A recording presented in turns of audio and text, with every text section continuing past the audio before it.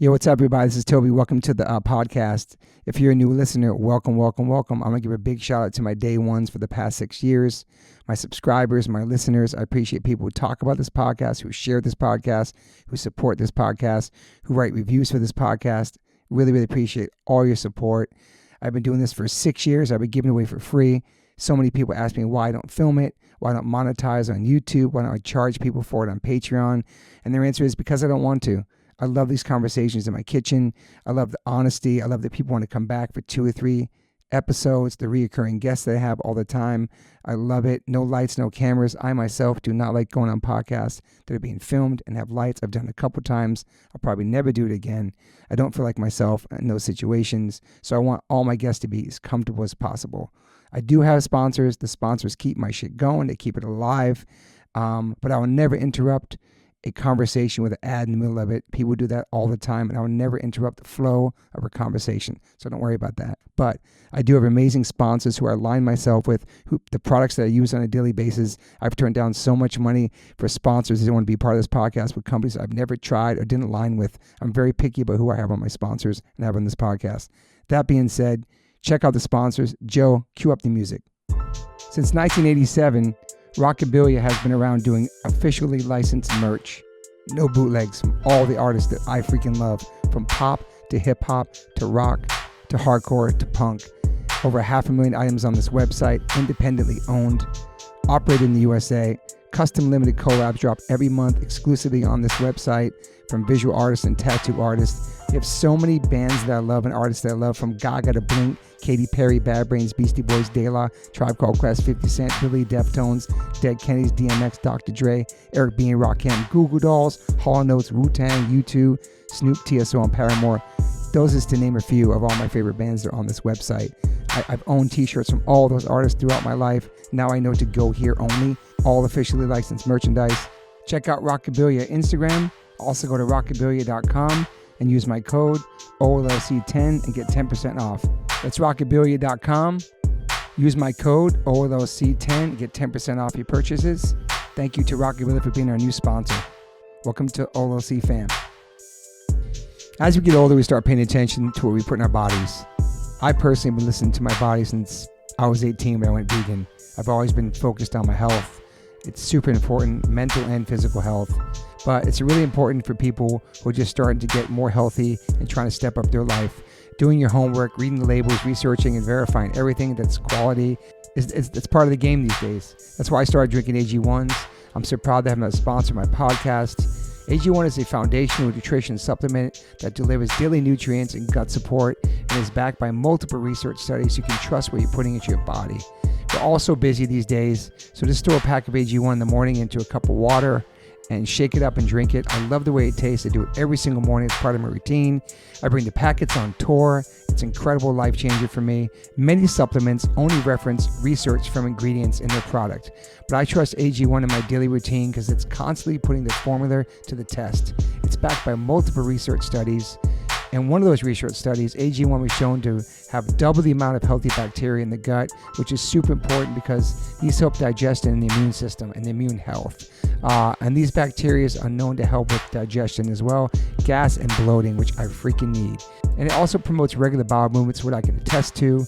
In another research study, 97% participants felt more energy after 30 days and 91% of the participants noticed that they needed less coffee after 60 days. I quit coffee like 5 months ago. I know I'm good on that. But AG1 is packed with a variety of nutrient-dense ingredients and is the perfect complement to my healthy diet. I drink it because I know it's going to work and it gives me a peace of mind covering all my nutrition bases for the day. In fact, I trust it so much, that's why I'm spreading the word about it. That's why it sponsors my podcast. Thanks to Angie Huberman for turning me on to AG1s, connecting me with them, and now they're part of my podcast. It's so easy and satisfying to start your day with AG1s. Try AG1 and get a free 1-year supply of the vitamin D3K2 and 5 free AG1 travel packs with your purchase at drinkag1.com/OLLC. That's drinkag1.com/OLLC. It's never been a better time to focus on your health and wellness and get back on track, man. Take control of your daily health. Health is wealth. The KGs. Mm-hmm. All right. Welcome to the One Life One Chance podcast. I'm your host, Toby Morse. Today I have a very special guest in the house and a surprise guest. I haven't seen this guy in many, many, many years, but this guy's impact on my life with his band and my band is so influential and so inspirational, and it's massive. So, Mr. Joe Gittleman, thank you for being here. Hey, good to see you, buddy. I haven't seen you in a minute. And we got Sammy K here, too. Yeah. What's up? And you guys together are the kilograms, the kgs. We're 2/5 of the kilograms. Yeah. 2/5. Yeah. What is the name inspired by? I know what a kilogram is, but... Oh, hey, I'll tell you, man. It was wild. Our friend Michelle's house burned down in Maui, right? And there was this bunch of fans and friends of hers and some Bosstones supporters and things trying to put together a record, like a compilation kind of benefit thing for her, and we just got involved in that conversation. And Consultants. yeah, we were kind of just like giving advice, like, well, we could ask these bands, and maybe we could get some money from some sponsorship or these kinds of things, But ultimately, it was just a show of love for a friend, and me and Sammy decided that we would do something collaboratively for the sake of this record. It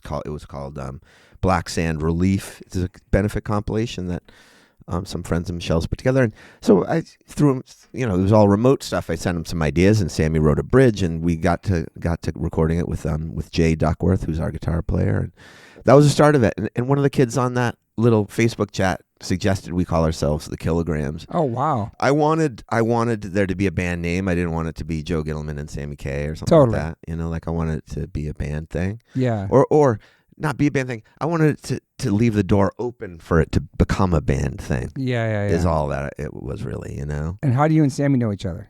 Oh, boy. Sammy used to tour manage and play with the Pie Tasters song. Gotcha. And like around that way. I remember maybe 5 years ago, we were playing Camp Punk and Drublick. Yep. Columbus, yeah. That was, I think the Souls were there. I think the Bosstones. Sick of it all. Yeah, I think maybe Rancid was there. But we just hung out, reconnected. We had sort of knew each other. But, by that time I was sort of following him as like, I understood him to be an artist, and I was interested in songwriting and other people who were sort of really leaning into the songwriting side of things, and we just stayed in touch. He'd shoot me a message, hey, a new Avoid record or whatever, and, just encouraging each other, Gassing each other up. And like, hey, listen to this. What do you think of this? Or do you want to do that kind of thing? And so it just, that was all it is. And just sort of feeding off the satisfaction of that first tune we did together, we just started working on more songs and open up the notebook. Yeah, and that was, we had a lot of stuff to kind of mash together and make something new. The bulk of the full length and the 7 inches, I feel like, was written in 2 weeks.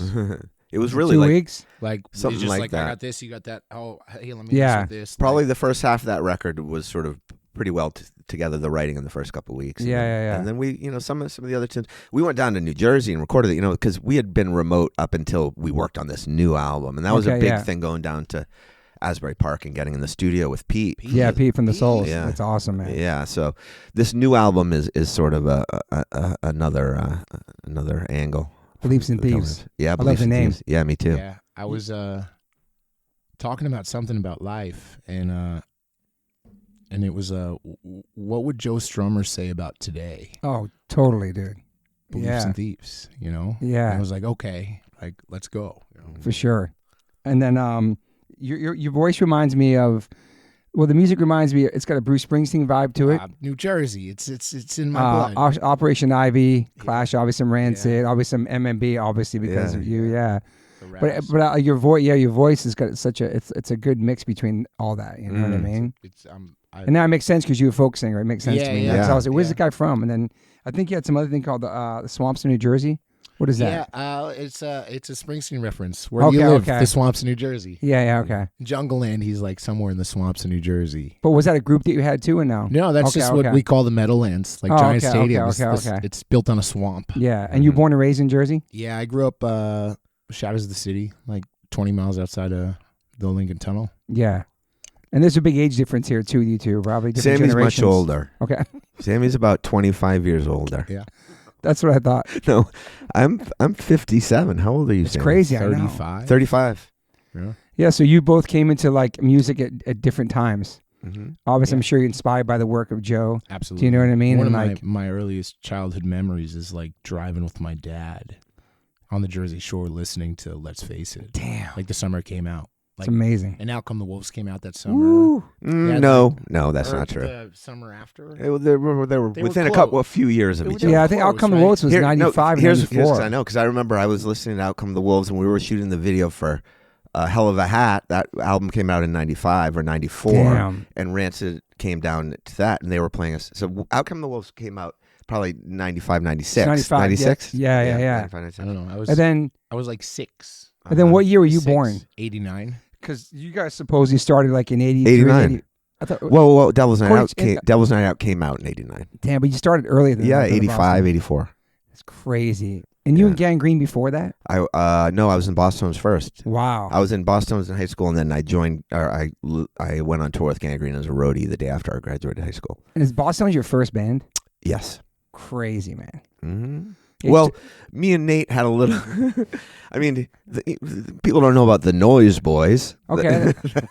That was like the pre-Bosstones. That was Joe Gittleman, Nate Albert, and Ben Carr just up in some friend's attic going, we should call ourselves the Noise Boys. Wow. So you guys met like in high school? Oh, yeah. Me and Nate met in grade school. I mean, crazy, since I was dude. 6 and he was 4, you know. Wow. Our parents actually dated for a weekend. What? Well, we figured out later. It was like many years later. Like, do you remember we were up in Vermont? Like when we were little, we were like trying. We didn't really understand why we were there together.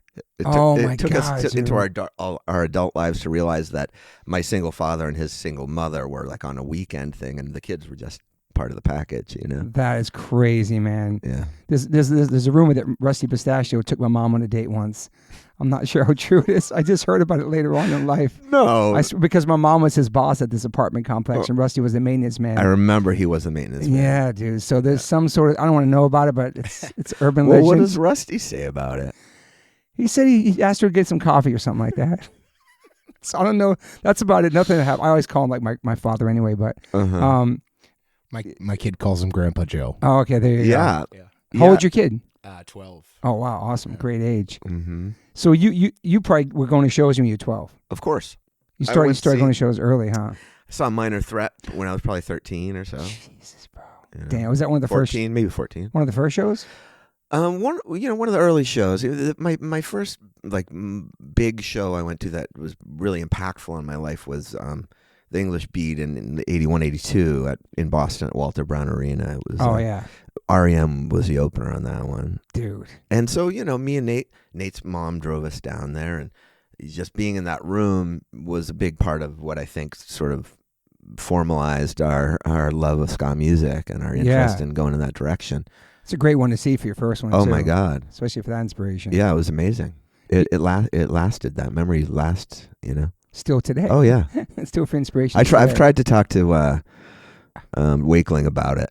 I think everyone has a little too much nostalgia for that guy to I'm really sure. absorb.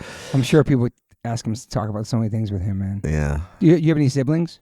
My sister Hannah, and my brother Max.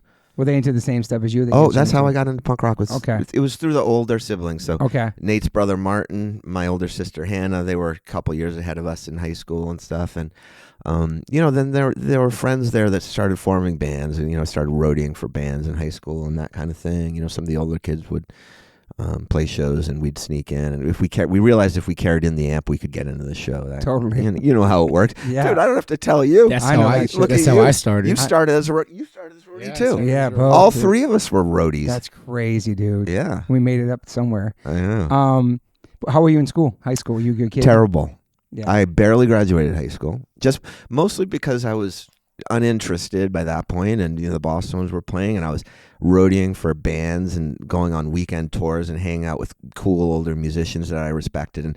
But I did actually complete high school just sort of barely. Yeah. With some bullshit letter from some doctor about some kind of a reason I didn't do gym or something. Really? Yeah. Oh yeah. Did you refuse to dress down for gym? No, it wasn't that. I didn't do that shit. It was just like I had other things on my mind, and it was late in the afternoon and whatever else, and so that was a problem. But I did take care of that, so I did graduate from high school. Yeah. Yeah. Were your parents strict? No, my dad kind of was. They were artists, Toby. So Yeah. and a little hippie. All of this. Remember, this is Cambridge, Mass, in the 70s. I went to a K through 8 that had 100 students, and we sat on the floor. Wow. You know, and music was a part of that, and art was a big part of that, and puppetry, and puppetry. It was, dude. There was I was telling you, there was a controversy. There was this puppet rock band called Fuzz there was big controversy because they would take songs and they would change the lyrics. 50 ways to leave your lover turned into 50 ways to kill your mother. Ooh. And people were not happy about that. It's kind of punk though. Yeah, that's at that time, sure. And they ended up changing it to 50 ways to kill a mugger. A mugger. Yeah, they backed down. Wow, dude. And guitar was your first instrument before bass or no? No, I picked up the bass first, but So why the bass? Because there was no bass player. Perfect. You know, Nate had a guitar, and Works. Mike Foreman Fowler had a drum set, and Joachim Martin had a guitar, and it's like, who's the bass player? And I'm like, hey, I guess I'll try that. And somebody had one, and next thing you know, you're trying to figure out how to play Stiff Little Fingers songs, and Gotta Get Away. Stiff Little Fingers was like the first song we ever played together as a group. Wow. And how old are you then?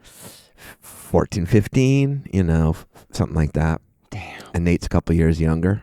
So the Bosstones start while you're in school, like you're like a senior or something, or a junior? Junior, senior. We played with Fishbone in Cambridge in probably 84. Their first trip to the East Coast, and I would have been a junior probably at that point. Wow. And so it was just a high school thing. It wrapped up though. Dick moved to Albany, and Oh shit. there was no sense that it would continue. Nate went to college. Nate went to Amherst or whatever. He was studying political science and that kind of thing. So it was just over. I was in Gangrene, Damn. and touring and learning how to tour. Yeah. And signing deals and making records, and eventually I got booted out of that band, and the Bosstones got back together. Did you only want to do music when you graduated? That's all you wanted to do? That's all you like? It's all I had really interest in, and because my parents were sort of hippie art people, they're both photographers, filmmakers and stuff. My mother encouraged that. Like, she was less worried about me doing well in high school than she was seeing me feel inspired about something. Yeah. So like when the Bosstones started playing, she rented the garage next to our house and like figured out a way to run a extension cord over, and That's like awesome. That whole Very supportive. very supportive family, right? Yeah. And so my dad had that too. He was a little more like he wanted to see a college plan and all that kind of stuff, but I eventually did graduate from college sort of unintentionally. So when you got kicked out of Gangrene, just back home, are you working a job? Are you living at home? I was back home drinking a lot, carrying whatever, drug and alcohol kind of shit from Gangrene into my leisure time. That's right. Another wasted night. Yeah. I love Gangrene so much because I was a skater, and that was like such a big skate thing for me. Yeah. I didn't drink, but I still loved it, Yeah. But here's great songs, dude. Yeah. But when that happened, it was like I was back in Boston with nothing to do. But I had sort of learned a little bit about being out on the road and that kind of thing. And, Dick was back from Albany at that point or whatever. The people were back, and Nate was sort of finishing up college, I guess. Or I don't really know what it was when we decided to get back and record the first album. All that pre album stuff was just old history. So high school shit, Toby, Yeah. You're not going to find any videos on YouTube or anything about it, but we were out there. Yeah, nothing back then. What about you, Sammy, getting into music? How old were you? Literally the same story. Really? 15 years later. Wow. Older brother. My dad was a punk. My mom was cool. An artist. She's a quilter. Like, same thing. Like, literally, like, you just change the years and you remove the Bosstones and Gangrene. Like, I jumped in a van at 16. Same thing. Like, barely skated out of high school. Same. And like, I hit California before I was 18. Wow. And just, I've been in a van since. Wow. Did you have friends out here in Cali? No. I was like the first tour. Like, damn. I didn't even graduate before I hit California. Wow, dude. Just picking up, selling T-shirts, carrying amps, and over the years, I would tour manage bands and play in whatever band I wanted to be in, and I just kept doing it and studied. I looked at that as school. Totally. I got to spend a lot of time with the slackers, like, and watching Vic Wright and working for the Pie Tasters and playing guitar in the Pie Tasters. Just out there living, studying, traveling. Yeah. And then, and about 10 years ago, 12 years ago, I started playing like New Jersey rock and roll or folk music, whatever you want to call it. And is that the genre, like just folk rock or punk Americana? Americana. And we got, Americana. we made a record with Pete, and Pete sent the record to Fallon from Gaslight, and we were on a Gaslight tour. And that's sick. And then cool. I've just been kind of writing songs, trying to do a record every other year, and just got a family. Yeah. Mrs. and how old are you now? I'm 35. Okay, you're still young. Yeah, it's crazy, dude. It's crazy. My brother's got me to the same thing. Took me to my first shows in Newport, Rhode Island and stuff, and then I found this music like you guys do. Then there's some sort of weird attraction and spirit to it. Like you just want to be involved any way, shape, or form. Right, exactly. So you're like, it's sort of about like claiming or finding your people too. It's like the direction of your life is sort of parallel to all of it. We're doing that with Nora right now. The kid's a cosplayer, and like they're like, hey, can you drive us? I'm in Cincinnati. Like, I want to go to Columbus this weekend. And I was like, why? And they're like, oh, my friends are there. I was like, how are you friend? You're 12 years old. How do you have a friend? At conventions, just like how we met our people at punk shows. Yeah. And they might be in Queens and you're in New York City or Providence and Boston, or I'm in Jersey and Philly. Like, and once I click that, it's the same thing. It is. You find your tribe. It's a different like subculture, different world, right? But it's the same heart, different city, Yeah. It's just crazy. Like, we do whatever we can to like be there, see the music, be part of the music, write the music, sell merchandise, set up a freaking drum set, just get away from where we're coming from. Do the damn thing. Do the damn thing. And did you guys have like crazy home lives too that you wanted to get away from or no? No, not really. My parents were divorced, and I didn't spend a lot of time at home. You know what I mean? Yeah. Like that was a time. Latchkey kid. That was a time when your parents didn't know where you were. It's true, dude. And when I was in high school, it was like there was a paper plate just to make a check mark when you come in, so that when your mom wakes up, she's aware that you're in the house. It was like that was the only real rule in our house. Mm-hmm. And she knew you were safe. She knew you like probably just playing music or with your friends, or not really worried. It was, there was less worry about having kids out on their own at that time. It was different outside. Yeah, much different outside. Same with you. Were you a good kid? A wild kid? I got on the road to avoid the North Jersey opioid epidemic. Okay. It was music for me was a means to not die. Yeah, survival. It was survival. It was to get the fuck out of my hometown. And it was just the way out. Yeah. And I was like full in it, like doing dope at fucking 14. Oh, wow. Trying to get the fuck out. Wow. And the van showed up, and it was like, okay, I can do this. Like, I can drink beer. Like, I can every night for free. I can party. Yeah. And it inevitably led to like the stints in rehab and being sober. Okay. Being a 12-stepper, but it was a means of survival, really. How many years are you sober for now? 11 in April. Awesome, man. Congrats. Yeah. You sober too, Joe? Yeah. Well, I don't drink. Yeah. They call that California. California sober. Yeah. Yeah. It's like edibles or weed, whatever. Yeah. Yeah, I don't know. Yeah, that's a little part of my. But you were wild as a kid too, partying a lot. Oh, dude, I was in gangrene at 18. What do you think? True. Oh yeah, it's like everything, all kinds of shit. We're slinging 8 balls at a teenager. Crazy. Only an 8 ball. I figured you'd be at a 36 ball at that point. Is there such a thing? I don't even know. Dude. 4 of them in your pocket. So you were wilding out there, playing gangrene. That was we all were. Yeah. That was the scene. That was part of it. And so I was definitely doing that to my detriment, I suppose. But got to travel though. That was amazing. I remember, Toby. I'll never forget. Like, the first time you go to Europe. Like, totally, dude. And that bus or that van gets on that ferry, and there's that crossing inevitably somewhere, and you go up on that fucking deck as a teenager, and you are the smallest fucking speck on the planet. It's true, and man. so fucking far away from home. And like feeling the size and possibility of the world. It's like an amazing thing to tour as a young person. I'm always telling my students about that and trying to get them to, Travel. Dive in and just hit the road, but start booking your shows and put some weekends together and that kind of thing, you know? Seeing the White Cliffs of Dover, just crossing over, all that stuff. It's, dude, it's meaningful, right? That's I learned way more from traveling than I would ever done in school with history and all that stuff. Just going to see different cultures and all that stuff. Yeah. Being well-rounded, being more open-minded, everything, traveling. Was sick of it all in the early 90s to Europe or South America, Japan. Yep. Like 89, 90. That was incredible. Just those life experiences, you know? Yeah. Way before the internet. Yeah. Way before all that stuff. Just finding things and like exploring and beautiful times. Really? Definitely sound old right now, but you know what I mean? Yeah. Just like searching and looking at records at record stores and the thank you list and what t-shirt the band's wearing. And that's how you find other things. This is definitely making us sound old. But it's true that discovery, that excitement. That's how I did it too. Yeah. Yeah. You know, it was looking at liner notes. Even from like a punk record from '84. Like you looked at the liner notes. Like thank you lists were everything, dude. Yeah, that's Shout how I found outs out to the about bands. the replacements. Like was a thank you note from something else. Shout outs were such the thing that you brought them into the songs. Totally. H2O was like we did. You brought the thank you list into the song. It's true. Last song on the record. Let's go. Yeah, it's true. But then I've been on some other songs where there's been shout outs, like stuff like that. Yeah, of course. Rants That Are Going Coppers on the record.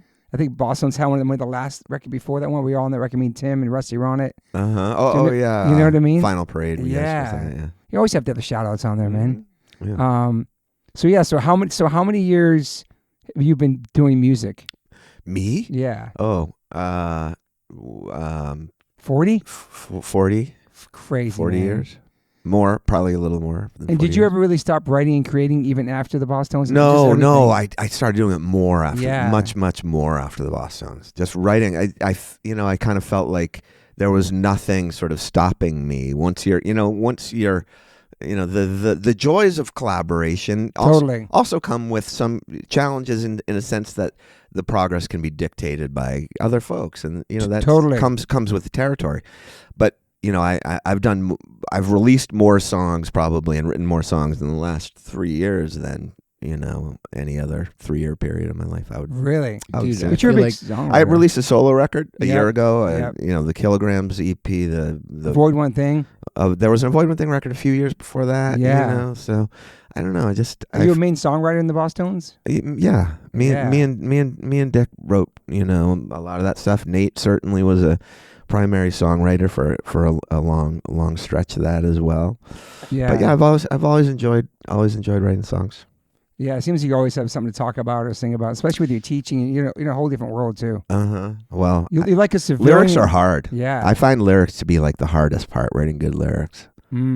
Or trying to find something that feels right or comfortable or good, I love lyrics. And that's my easy part. It's trying to not write the same 4 chords over and over. Okay. Yeah. But the lyrics come to you? Yeah, I can just Sammy's good with that and tell stuff. a story. I love that, man. Lyrics are so important. They're always been so important to me. That's what really, in my eyes, makes a song. Yeah, I think about 7 Seconds, the crew Walk Together, Rock Together. All the songs almost sound exactly the same, but it was the mess. The lyrics was so amazing for back then. What he was singing about, Kevin's coming down, didn't you say? I think Maybe? Uncle Kev's coming Uncle Kev, dude. Thursday. Papa Kevin, dude. I got to text him to see. He wanted to borrow a guitar like 8 years ago or 5 years ago, and I just gave him one. I was like, "Here, just take it." Like, that's a massive inspiration, probably for all you guys. He's like 60 something, still killing it. His voice sounds amazing. He's the best. I saw him at Silver Jerks last year. It was great, dude. That's inspiring. I still haven't gotten to see 7 Seconds since they really. It's when they're here timing on there. Like timing is never. With Sammy on drums. Yeah, I know. So Joe, you have like a interesting life because obviously you're a musician. You've been around for a long time. The Bosstones success, all that, but also you're a professor or a teacher? Or like college professor. Yeah. You're like a real civilian, like in real society. It's crazy because of I'm a real boy. Yeah, because your roots and your history and everything you've been involved in. It's cool to make that kind of let me tell you realities. Let me just tell you something that's probably wild for some people to understand about that is, as I said, I barely graduated from high school. I know, it's crazy. And I eventually graduated from college, but as I said, unintentionally, I was moving to Vermont. I'd been in LA. I was working at Side One Dummy, and we Gaslight Anthem. I helped making that Flogging Molly documentary, and that's right. Just feeling LA out for a couple of years. I was out here, and when we moved back, Angie, my wife said, Shout out to Angie, man. Yeah, you know Angie. Angie's the best. I remember Angie's birthday in St. Louis and H2O singing Angie her birthday. Oh, yeah. Singing happy birthday. Yeah, but anyway, I was saying about that. I'm sorry, what was I just going talking back to Vermont? Oh, yeah, teaching. going back to Vermont teaching. It was wild, and so we were just like, we're ready to move back to the East Coast. You know, LA has been fun, and just like ready for the next chapter kind of a thing. And Angie one day opens the computer and shows me this, like, hey, look, there's this new music business program sort of right where we want to live in Vermont. We already had this like spot we wanted to be and that kind of thing. And I looked at that like computer and that news item about this music business program, and I said, why would I want to go back to college? Why would I want to go to college? I said to her.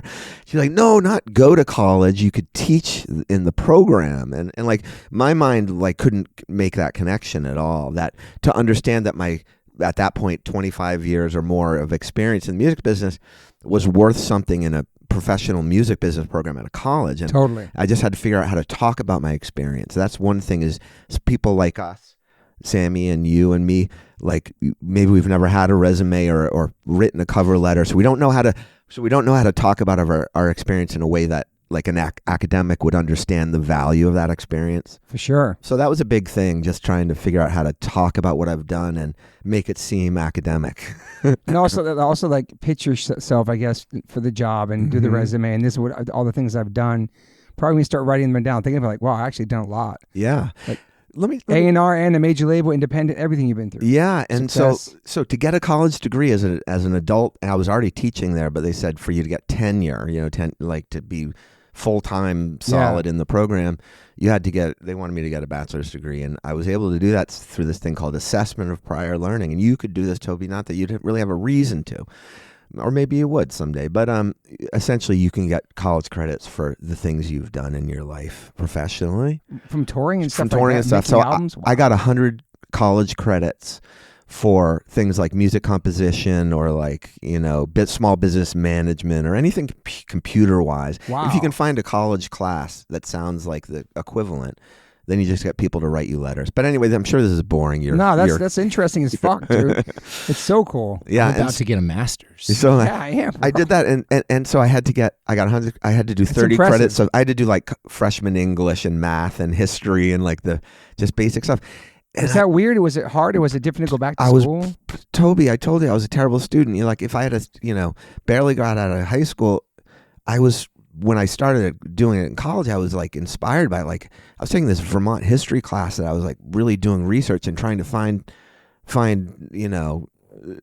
shit that I was able to actually find stuff that my professor was unaware of and that ended up being shared with the other students. And for some reason, I was like a competitive student. Like I wanted to do well suddenly. Yeah. And I have no fucking idea why that was, but I enjoyed Vermont history and I enjoyed the creative writing classes and that kind of thing. And so I don't know. I just I just dug into it and I graduated. My dad ultimately was still alive when I graduated. My family awesome, came man. up, and it was That's beautiful. How many years ago was that? How long have you been doing this for? I've been there since 2009. Okay. Yeah, so quite a while. So you have benefits. You have all this amazing things you don't get from music. It's like a real job. Yeah, and the other nice thing about it is that there's a lot of time off, and I'm supposed to be working right now. Okay. I'm supposed to be teaching right now, Yeah, but I'm here with you. Yeah, I love that. So you get your vacation time. It's like vacation time, professional development, all that shit. It all. I'm expected to get internships for my students and shit. So someday I'm gonna call you and go, hey Toby, that podcast we did, you could really use an intern there at the house, don't you think? Dude, that's amazing. That do people recognize you and stuff and know your history without you telling where? them? At school, like know where you come from. And well, the kids have a different perspective now. I will say, when I first started teaching there, the Warped Tour was still a shared cultural reference point between me and my students. Okay. Not so much anymore, obviously. Well, it's back now. Well, it's coming back. Yeah, sure, coming back. But it was a big. It was a big thing. It was one of the things that I could go, well, the Warped Tour, right? I can say with Clueless, I can say, well, that's right. We're in the Clueless. So there's that kind of connection, I mean, Clueless is Toby, but I'll tell you, like more frequently, a prospective student might sit in my office with their parents, and their parents are Bosstones fans. Obviously, makes sense. Yeah, it makes more sense. Yeah, Clueless was such an iconic freaking movie too. Mm-hmm. It's such a massive movie. Yeah. I always told Dick it was the worst stage dive in history, but I love him. But we could tell it was acting. But that movie, like, did you guys realize how big that movie's going to be being in there? No, we didn't really know, but we had some friends involved with the, doing the soundtrack and stuff. So there was some people there, that we had a connection to. So, is it like making a record where like, is there royalties from that? How does that work? You get paid one time, then in the movie, or you would get paid for licensing the song to be synchronized, so that the flat fee, and then there's a performance royalty that gets chipped off when it plays on TV and those types of things. So it's like and then there's a small act through the studio, whatever. It's like nothing. Me and Dickie actually ended up getting SAG cards out of it for some reason. Wow. Because we were in, That's cool. I don't really fucking Dermo know. Just shouting about how he needed to re-up his SAG card. He's got a SAG card. Do you still have it? No, God, no. What the fuck do I need a SAG card for? Well, now you're a teacher. It's different, but yeah. Can I have it? I'll fake it. We can all vote. Was it weird transitioning from being a full-time touring musician to being at home and just being a teacher? Yeah, well, there's a process there. I didn't make that move quickly. Yeah. First, we took a break in early 2000, whatever. And yeah. At that point, I was like, what am I going to do now? And I was finding myself really pulled towards things that I have no experience or interest in, like thinking like I should raise bees. Be a beekeeper. And I remember sending an email to the fucking bass player from Extreme, had an alpaca farm. More than words? What? Yeah, the Extreme had an alpaca farm. And I was like, oh, that sounds cool, alpaca. It was kind of a pyramid scheme with alpacas going on at the time. But like, I don't know what it was about me, Toby, that like in that moment when it was time to decide to do something suitable, I was incapable of recognizing like my skill set or the things that I should be moving toward. Yeah. You know what I mean? But you would have never really thought about that. No. And I think sometimes people like us have a hard time putting that transition together because of the basket of different experiences and skills that they have and all that kind of thing. And again, I think a lot of it comes down to how you're going to talk to your people about yourself and your experience. Yeah. It's just also just like you've been a touring musician and making money and living from music for so many years, and then now you're making money teaching and talking about your experiences, which is fucking awesome, man. It's such a cool transition to still do what you love and talk about what you love. Yeah, express yourself. I feel inspired by the students. I have a lot of really cool young students that are talented and write great songs, and you see that enthusiasm and excitement in them that you you write songs with them? You know what? Yeah, I do. I teach a songwriting class, and I've on my solo record. I mean, some of those songs were co-written with a former student, and he played on the record and that kind of thing. But I think being with kids and like seeing them and being connected to youth culture in some way has been a happy thing for me or a good thing for me. Yeah. Do you keep up on new music and stuff like that? Well, through them. Yeah, they turn you on to new stuff. Yeah.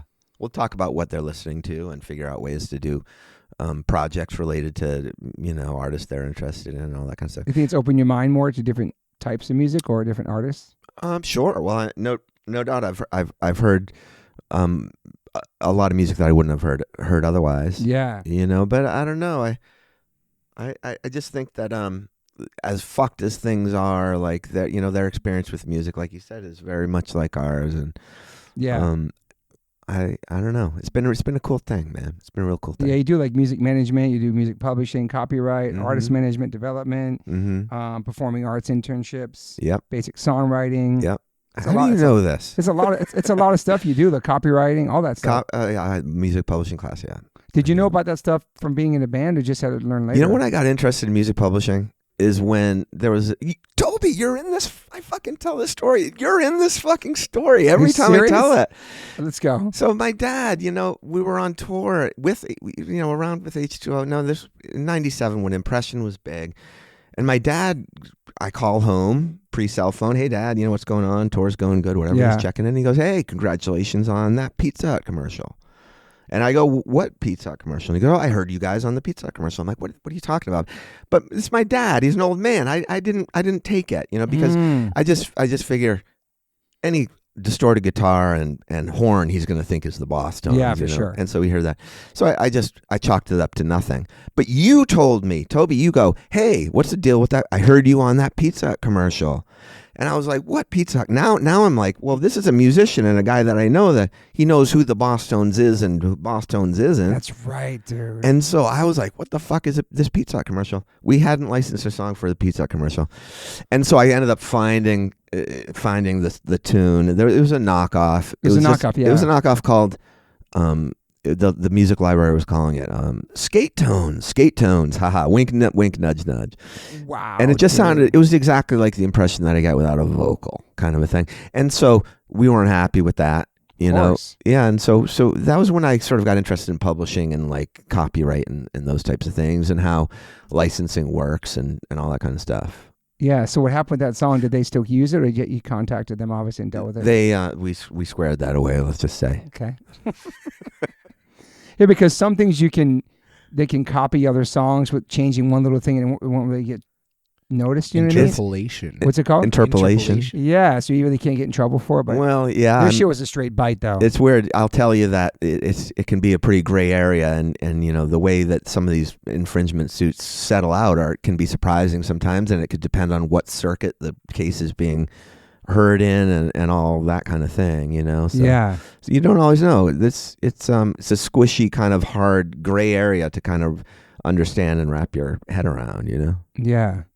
Crazy. That's cool. So all that stuff you're just teaching kids and you learn yourself. I tell that story every year. So wild. When we do a project related to these infringements or looking at some of them and stuff, but I always tell that story. And then I go, but then this friend of mine, this other musician said, hey, that I heard you guys on the Pizza Hut. And that was the thing that made me start looking, was that you told me about it. That's crazy. It's crazy. Yeah. You have a good ear for that. Shout, you guys want some water or anything? You good? Shout out to Pizza. You guys got to Dunkin' Donuts. Dude. Shout America runs Dunkin' on Donuts Dunkin' Dermos. It was an East Coast thing first, right? Dunkin' Donuts? Of course it was. And now it's everywhere. I thought it was a Boston thing first. It's loosely everywhere. I mean, I hated it. I hated it. And then we started running, and McDermott runs on Dunkin', right? Dunkin' Dermos. You mean running? Like, no, like just he's like, okay. He's a coffee guy. Okay. And we started drinking, and I'm like, damn, like this isn't like, it got way better than it was. You guys like, are big coffee heads. Yeah. Yeah. How many coffees a day? This is my second one of this size. Jittery Joe's Coffee from the Warped right. Tour. That's right. I'm a coffee connoisseur. Dude, you were selling coffee on the Warped Tour. Dude, do you know that when I got back from that Warped Tour, someone from, because remember we called it Jittery Joe's, right? And yes. we hung the thing, and there was the sign. Uh-oh.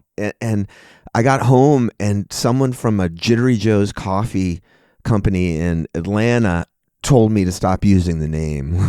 We just want to make sure that you're not actually using that name. So one of their coffee friends saw that. There's a company called Jittery Joe's, like a real one, that was concerned that I had been using the name. Initially, they contacted me and said, hey, we want to talk to you about a business opportunity. Like they're going to buy the name from me. And then the next call, I never called them back. Because it's the lid of a merch tub hanging from a fucking Warped tent. Tour. That's all it was. It was like the same thing with the Pizza Hut. But so a friend heard that and told you about it. The next message was, we just want to be certain you're no longer using the Jittery Joe's name, kind of thing. What was your last real job you had before you started being a teacher? Was it just before music, like a clock-in boss?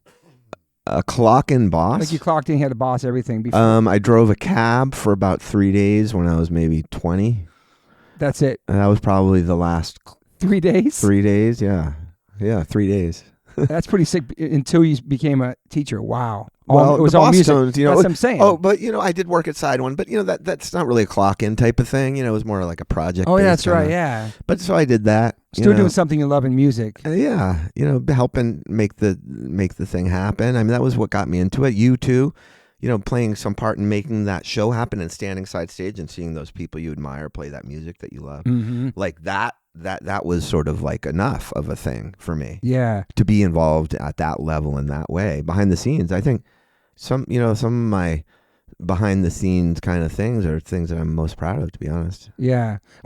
things You that I'm talk stoked about on. those a lot in the van. If I put on a record, like, I was like in Tell Story. Oh, I produced that song. I was, exactly. yeah. Like, Yeah, we were listening to something. Very the other day, humble I had man. No idea that you were like involved in it. Yeah. Very behind that humble, project. humble human right here. Uh, Well, that's the thing. I like for us, like H2O, Dickie saw us play the Wetlands at a show one weekend. He liked the band. We got our management got a call that Monday that they'd like to put us on some Boston shows, just on the strength of him being at a show randomly. Then you guys took us on tour. We were with you guys before the success of Let's Face It and after, and you guys were the exact same people, and I admired that so much, how humble you guys were and how you taught us. Show up for sound check. Don't be late. Be respectful. You shared your catering with us. You shared your gear with us. drum riser. Everything, dude. Yeah, Like you treat us with so much love and respect, and taught us how to be like adults and professional musicians on tour. And I want to thank you for that and give you flowers for that. Oh, thank you, buddy. Such a big, important part of H2O's career is Bosstones. Like the best memories, dude. The best memories. Well, you know? I gotta hand some of that to Jimmy G too, though. You know, like we learned from touring and how you treat the band you're with from Jimmy too. Yeah. So a little bit of that New York thing, just like how you're gonna be. Yeah, Jimmy G, one of the greatest frontmans of all time. But now being late, I'm not gonna say he's not late. True. He's generally late. True. He's close by. Yeah. Saying he's further away. Did you probably at like a shooting range or something? A fucking pinball parlor. Saying that he's got a flat tire in fucking Oklahoma. Did you guys always have that bond with New York? Because it was always like a Boston kind of New York weird thing. For some reason, the Bosstones and you guys always had a good connection with New York people. Yeah, I mean, when I got out of Gangrene, the first thing I was able to do was get the Bosstones on tour with Murphy's Law. That's crazy. So there was dude. that was because I had been in Gangrene and knew those guys through that. And, so. I never understood the weird rivalry. It was always so stupid. Well, I mean, that's early hardcore stuff, you Yeah. know, more so. I don't think anyone really wants to throw fists over that nonsense now. But even like 15 years ago, we opened up for Dropkick somewhere outside of Boston. They were chanting "fuck the Yankees" or something. Oh, yeah. I'm like, dude, I don't like sports. Like, I don't give a shit about sports. I could give a shit about any of this shit. Skateboarder. I'm a skateboarder. Yeah, I don't care about this stuff. Yeah. There's always a weird thing, but I don't know. I feel like Bosstones had this different connection with every New York band, because you guys took so many bands on tour from our scene. You know what I mean? Well, cool. Yeah, there's so many good bands to take. Yeah. And how many years was Bosstones together before Let's Face It, like it blew up? Well, a long time. There was some years in there It was where 1, we 2, weren't 3, 4. 84 Yeah. to 97. 97.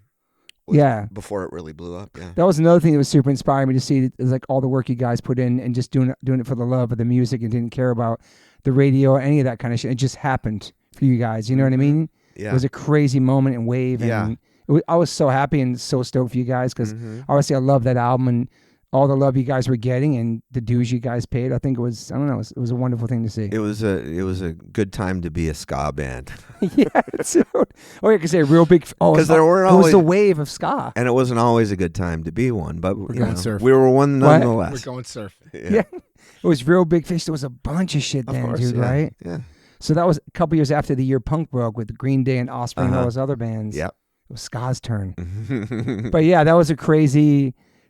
Did your life change overnight with that record and all that stuff, as far as not just financially, just, I don't know, being recognized or just, I don't know. The biggest, of course, like hearing it on the radio to that degree or whatever was like, it really had that sense that it was everywhere. But like you say, I remember coming back to Boston from maybe our first Let's Face It tour and listening to WBCN on the way in to town, and they were going, do you people realize that the Mighty Mighty Bosstones are, I forget what it was, sales or plays or whatever, like more CDs than Metallica, like BCN, our local station, like they wanted people to understand, like, do you guys, because we're the local band, You are the like maybe you guys don't understand that, right? Like they wanted to clarify that. I just thought that was a funny thing that the radio station wanted the listening. Their listeners to have some context. Well, also there's this whole Boston pride thing too, with all the sports and Aerosmith, all these bands. There's so much love for people from Boston. They represent so hard and they support, and it's interesting, especially the sports. But because all you got is Aerosmith, that was a big one, and then I think of the Bosstones. I don't know what else is from. Okay, Extreme. Dropkick Murphys. Can we throw? Okay, Jesus, okay, Toby. okay, sorry, that was after. I'm just saying. Fuck. I went down the time. Holy Well, shit! you said Extreme. Sorry, too. Ken. Sorry, Ken. More Than Words, Extreme. Obviously, that was like the whatever band. I didn't realize they were from Boston though. Oh, of course they are. Yeah. But We can't forget like Someday I Suppose, Some Don't Know How to. Those also were big songs. Yeah, too, I know. I thought. I know. Those Pictures are to Prove It, Kind of Words from those know. records. Yeah. Bangers, bro. Yeah. Always had so much, besides like the ska and the reggae, what are some other influences you think Bosstones had? Because it also had the pop melody as well. Like, what are some what influences for that? Yeah. I mean, I remember when, we had done that Question the Answers record. Yeah. And it was sort of like, we had done, 94. we did Lollapalooza, sort of disappointing sales story going on. The Bosstones were drinking a lot on Lollapalooza, and it was a sort of a hard summer that didn't really pan out the way the label had hoped was the ultimate story of that summer. And that was a major label too. A major label, okay, yeah. So and it was at the end of that record that we kind of got pulled into the office and was sort of like, well, look, I hear you guys aren't happy. Well, we're not really happy either. But what happened was the president changed, and Danny Goldberg just happened to come in. And Danny Goldberg happened to have wanted to sign the Bosstones at Atlantic probably 4 or 5 years before that. Gotcha. And then our Allison Hamamura, who was our booking agent, became our A&R woman. And it just all fell together. The timing was right. Rancid had Out Come the Wolves. No Doubt was on the radio, and people were calling that ska. And it was just, the timing was such that No Doubt. The Bosstones had been doing the same thing long enough that we built a fan base that kind of helped push us to the top of that kind of moment, I guess, I mean, you did all the touring and all the grinding and all that stuff. But it's, there's a lot of luck and timing and just, the stars just align kind of thing. But building that fan base and putting the work in, like you say, there's no shortcut for the influence that can have on something when it does connect. Totally, because you still have a career after that. Some bands just pop off on the radio and never played a show in their life and have all that crazy success and have no fan base because it's just radio. You guys had the core and fucking and I feel like people were stoked for it. I don't know if you get a weird blowback, because back then it's like major label, MTV, all that corny shit people cared about. We got a little of that. Yeah, but not enough to who cares. Yeah, I know. I don't know. We had always sort of set it up as something that we wanted people to hear our music. Totally. It wasn't, it was the more the better. Yeah. So same with us. What was the first time you heard the Bosstones? Was it from that record or before? Let's face it. It was probably before. Yeah. My old man played in like a punk band in the basement with Nate Albert's cousin. Jesus, dude, that's crazy. So like, that's so random. Like, I remember them going to see them like in the area when I was like 4, 5. Damn, They'd 4. go see the Bosstones. Wow. It was like a thing. Like my dad. How old your pops now? Is he still? 62. Damn, that's pretty young, man. 63. Damn. So your dad was a punker. Yeah, he was a punker. Jersey, going to CBGBs, doing the thing. I mean, because for some people, let's face it, obviously that's probably their first intro to the Bosstones. Yeah. Yeah. You know what I mean? It's like, and then they'll go back and dig up the other records. It's just a crazy time, man. Also, we should talk about Angie too, because she's with you for I don't know how many fucking years. There's always an amazing woman behind musicians that have these long, incredible careers that let you be a big kid, run around with your friends, play music, be a fucking moron on tour, be a sailor, talk dumb shit. Yeah. And there's always like a strong woman holding you down and backing. So she gets all the love. I met Angie at Tang Records in 1990. She was an intern. She had just moved to Boston to go to school, and she was from the Midwest. And that's dope. Yeah, and we've been together ever since. Incredible. Yeah, so she's been with you before all that, after all that, and like all the different versions of you, the highs, the lows, like. And you know what that's like having a partner like. So does Sammy. Yeah, Sammy's got a partner like that. Yeah, it's pretty amazing, man. Holds it down. Yeah. So, okay, we get back to the Bosstones. Okay, one question. After Let's Face It, is there crazy pressure for the next record? Yeah. Do you put that pressure on you? I feel as a it. label We put it on ourselves. For pay attention. I think we put it on ourselves more than anything else. Of course. Just like hoping. Having success. The downside is it jiggers your perception of what you're worth or what what's going to happen. That can be a painful thing, like expectations around repeating success and that kind of thing, whatever. It's just major label shit. It just comes down to, are you in the red, are you in the black? And this is a disappointment or this is a success. And a lot of that is their expectations can sometimes be part of the problem. Because you're just making records. You weren't thinking we'd make a hit record. No. You're doing the same thing you always do, making a record, going tour. And this record, let's face it, I think that we followed it up with a cool record. And, we were cool with that. And that came a couple years later, too. But like you say, it didn't connect the way the other one. But the times had changed, and people weren't listening to that music as much. And because we had built a fan base, we could still tour and do that. Yeah. Kind of thing. Yeah. But the shows for that get totally different level, right? For Let's Face It cycle. Yeah. And then it goes back to what used to be. Yeah. Basically. Pretty much, yeah. And there's like those impression that I get, the Rascal King, Royal Oil. Those are the main three, right? On there. Those were the those are platinum record singles off the record. Yep. Platinum, right? Oh yeah. Crazy, man. Mm. Just wow. It's just I don't know, just that time for us because we were with you before that and during that and on those tours and just we saw it too. You know what I mean? But nothing changed. Maybe a different suit. You know what I mean? You know what I'm saying? Like it maybe some different shoes, but yeah. It was an awesome moment, man. We had a great time. I just remember you guys were touring in a big milk truck. We had. Was it a milk truck? No, it was like a short bus, like a baby blue like minibus. Oh yeah. Which had a lot of problems with that too. But the Warped Tour was so key with all of us and playing and the different. Warped Tour was such a big thing for all of us, man. Mm-hmm. It was such a beautiful community. Mm-hmm. As grueling as it was, I think it just. I don't know. It just got us to a lot of different audience people, different people. You know. Yeah. Yeah. For us. It was a funny way to spend the summer for sure. Yeah. Well, was there a time before the Bosstones was over you wanted to be done with the Bosstones and just do other things? Well, I've always liked writing songs, and so I started another band called Avoid One Thing in the early 2000s. 2002, self-titled, yeah. Yeah, and that was a really fun and interesting thing, different challenge, totally different feeling trying to write the whole song, as opposed. And it's not with your bros you've been writing with; it's some different people and that kind of thing, some different friends and different collaborators and different instrumentation and different expectations and that whole thing. It was, way less pressure though. Yeah. Oh, there's zero pressure. Yeah. There's no pressure. The Kilograms is a zero pressure band thing too. Yeah. Yeah. We've already declared an enormous success. Yeah, we're good. If we didn't, in truth, but I mean this honestly. This record, we're so proud of the record, and just that we were able to make the record for us at this point in our career, where it feels like a victory lap in some ways to be able to go and still have people interested in your music. We're thankful and feel really fortunate to be doing it at any level at all. Totally. And the response has been good with everything? Oh, yeah. It's been fun. Everywhere we go, kids are showing up. Because the EP came out in 2024, right? Self-titled? Yeah, about a year ago. For a new band with 8 songs.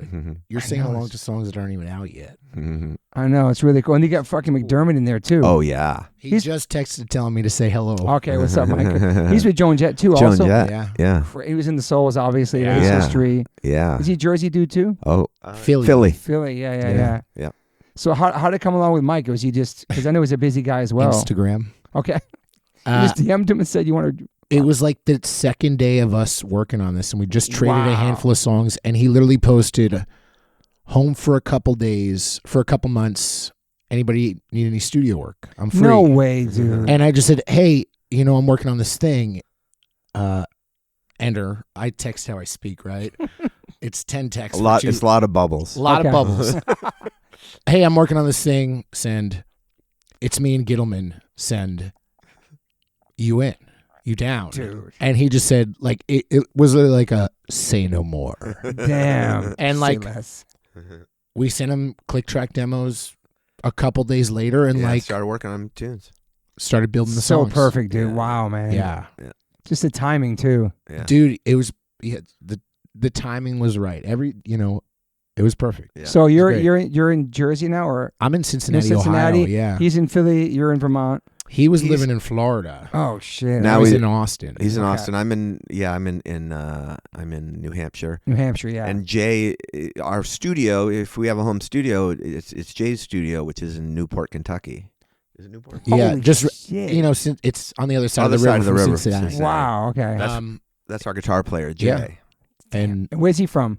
He's born and raised Southgate, Kentucky. What other bands was he in bands before? He's in a band called Newport Secret Six. It's really good. Okay. Really, really good. And then just a couple of small, 100 cap bar punk bands. Perfect, dude. Just the timing seems right with this stuff too. Like that guys are on tour. The crew is right. Yeah. It feels like just like easy and fun, and I feel like Liz and Angie were talking that.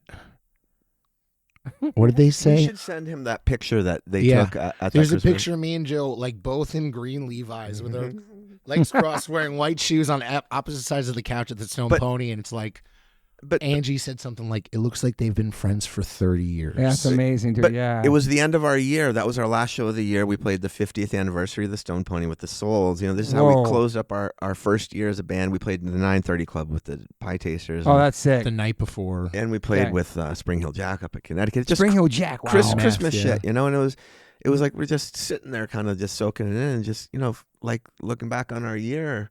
It's cool, man. Yeah, like what we've done in that year is real cool, and it's a good spot to be sitting again without feeling that pressure, but already another batch of tunes forming for the next one. Yeah. Like this is a songwriting band, where that's our sort of primary focus. Yeah, I think that if we didn't gig and we just made records, we'd be just as happy.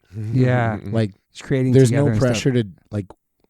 Are you going to get in the van for 60 days straight? No. Yeah, that's what I'm saying. Yeah. I don't even want to get in the van for 10 days. So what's the longest you guys can go out for, you think? This is it. This is it. We're on 9 days with a rehearsal day. And no days off, and just... There's 1 day off. Okay, drive day. One drive day. Yeah. And do you enjoy getting in the van still? I love it. Yeah. Toby, you drive? I drive. Okay, Me and Sammy drive. Sammy drives at night. Okay. I drive during the day. And I got a 2001 Safari at home, like midlife crisis tour van. Get in the van, and it's really familiar, like you're in that van, and like it just feels very comfortable and familiar. You never forget that, or totally, it's just I don't know. The roots. It's like it's just cool. Everybody sat down in their seat, and it's been their seat since day one. There wasn't like I don't like it back here, like. Durham and Craig are in the back. Jay and Wes, our tour manager, merch guys in the second row. Me and Joe are up front. It is true. You find your spot in the van. That's your spot. It's really, just go. Yeah. Or the one you always used to sit in. It's like that's your corner or something. I'm always it's interesting. Yeah. So you love driving. I do. I like driving. I think maybe I'm a nervous passenger too. Like it's almost more relaxing for me to be the driver in some ways. Jittery Joe, man. Jittery Joe. So the two singles are now Beliefs and Thieves and also Faith and Love, right? Yeah. I really like Saddest Songs. I listened to this record a couple of times in the past couple of days. That's like one of my favorite songs, stand out, man. Yeah, I love that one too, man. I also like the Hoodie song too. Yeah, that's Jay. So Jay sings that one. Okay, that's Jay's song. Okay, yeah, but the Saddest Song is really fucking. Thank you. Yeah, man. I love. I'll listen to it more. I've just been in for a couple of days, but there's also like it's got Battles, Hard Lines. Yeah, there's a bunch on here too. Yep. Saddest has that cool, like, it could be on London Calling. Yeah. It's like a... Would you guys do a video for it? No. Okay. We haven't done any real videos. It's like a YouTube video. I don't know, something. Yeah, something. We should. We definitely... I want to play it. I think it should be a song that we get. So you're not playing it right now? No. Okay. Not yet. Okay. Well, the record's on out. Yeah. We've got about... most of that record. Most of the record, but maybe, 5 or so that we still got to get. Is this when people are saying Saddest Songs? Is people mention that to you guys? People like that. I mean, within the folks that have the record, not yeah, it's I don't know why. Just hit me else. Yeah, I've I got some friends who dig that one. Yeah, what else we got going on? That's everything for us. Would you still chew gum on stage? Yeah, I do. Okay, you inspired me to chew gum on stage. Yeah, and then after you, I saw that Dave Grohl does it too. Yeah, but he doesn't jump around like we do. So there's been several times where my gum has shot into somebody's beard in the front row, or I've choked on it. But I only do because of you. And I don't know if it was Bazooka, because that's what Grohl... Then it was Bazooka. That's what Grohl does too. Do you still do it on stage? I do. McDermott hands me a slice right before we start playing. And why'd you start doing that? Because Dickie told me my mouth was hanging open too much. Really? Are you serious? Is that really the reason? Yeah. No way. Like you're chewing in time, thinking, like doing something like that. Keep your voice moist. That's what I thought. I think he wanted to keep my face more active. Wow. That probably made you subconscious. That's crazy, dude. Fucking amazing. Did you really get stabbed in the chest in 1993? Of course I did. By Albanian bootlegger, and then you wrote about it in the pirate ship? Dickie wrote about it in the pirate ship, yeah. Wow. Yeah. That was, we were on tour. It was Stone. It was hard. Fishbone was the headliner. Stone Temple Pilots was the middle, and the Bosstones were the opener on this European tour. Stone Temple Pilots were the middle? Dude, they were just like they had to go home because they were blowing up in the U.S. Like they maybe bailed the last week because they had like MTV to do or something huge, like that. Dude. But that was a wild tour, and I got stabbed in the chest or right here under the armpit with how bad? Swiss Army knife kind of blade. Still stabbed, man. A lot of blood. Just like pushing my shirt away from my body. That kind of the heat of it. Was it like bootleggers? It was a Albanian t-shirt bootlegger selling Fishbone shirts. Okay, so Fishbone's back. It was Fishbone's guy, and I didn't know this, but earlier in the night, the tour manager tried to get him to move across the street from the venue. You know how they'll hang T-shirts on your bus and that kind of shit. You know, you can't fuck with them either, man. Well, I know that now. Yeah. Lesson learned. At the time, Toby, I wasn't as because there's some mafia shit too, man. Okay, so I get stabbed. The whole tour it turns into a war zone, chasing this guy around, and he ends up. So Higgins was chasing him, of course. Don't fuck with Higgins, bro. Don't fuck with Higgins. But this guy runs into the back of a parked van. He's just running from the mob. Earl from the Bad Brains was there. He was playing drums for Fishbone at that time. Crazy. Earl? Was Earl the drummer? I think so. Yeah. Yeah. Don't get that one wrong. Go ahead. Yeah. And anyway, police showed up. 5 people got arrested because what happened was in the melee, somebody stole the guy's money. And he had a license. He had a vending license. Okay. You know, the laws are different with regard to selling intellectual property and that kind of shit. So spent the night in jail. And you did? I did, yeah. For getting stabbed. I went to the hospital and then for about 4 hours to get blood or saline put in, you know, that kind of thing. And then I went to the holy shit. So they bail you out the next day? Yeah, it was just like a crooked kind. It cost like $5,000 to get the Fishbone merch guy. Because they're all in cahoots with each other. Chizer was arrested too. Holy They had him chained to a radiator in the police station all night, sitting up in a chair. He wasn't even in a cell. Crazy, man. Mm-hmm. My wife got arrested on the Misfit Sick of It All tour because she jumped on the back of a Nazi who was fighting somebody, and she got thrown into a paddy wagon with all the Nazi skins, and she was in handcuffs and they weren't.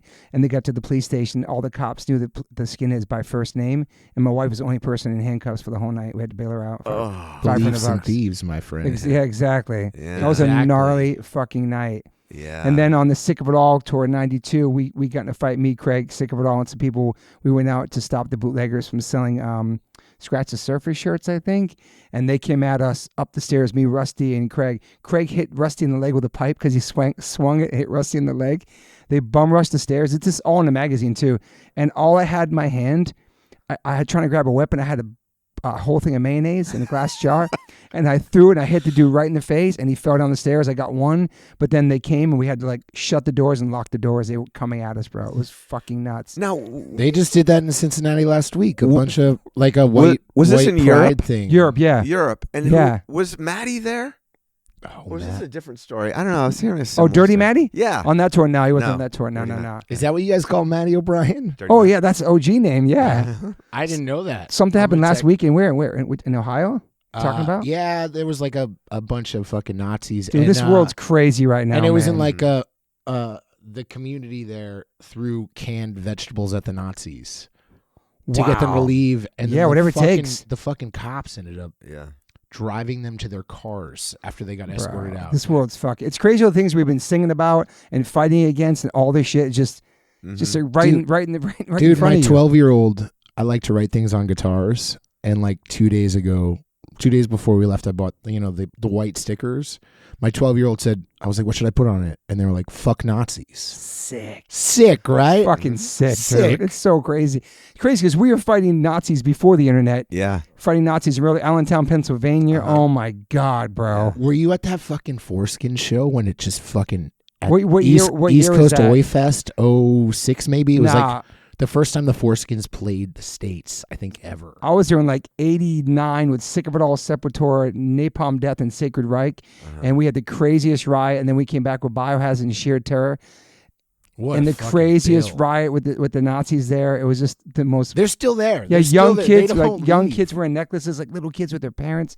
It was so fucking scary. We were documenting on a video camera, and they were like, yeah, it was crazy, bro. Yeah. Pete Sickball jumped in the crowd with his fucking guitar and hit somebody, and then they had shotguns in their trunks. We were stuck upstairs. It was so fucking scary, dude. Yeah, Essen, that happened. But in real life, like before all this internet shit, people calling people all this stuff. Like in real life, Nazis were getting fucked up in the scene, dude, for years. For a long time, we've been fighting against this shit. It's just seeing now they're not just shaved heads; they're just normal people. Yeah, do you know what I'm saying? Like, and they're just out right in public. Yeah. And online too, it's crazy, it's bro. acceptable. I'm air quoting the word acceptable. I know, dude. It's the craziest time right now. It's a scary time, dude. And I hate talking about politics. And I never talk about politics on here, but because we grew up the way we grew up and what we sing about, we've been fighting about this forever, dude.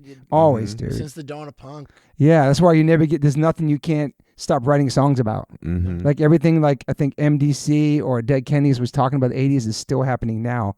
You can listen to those songs, like holy shit, like how they predict this shit or even know about it.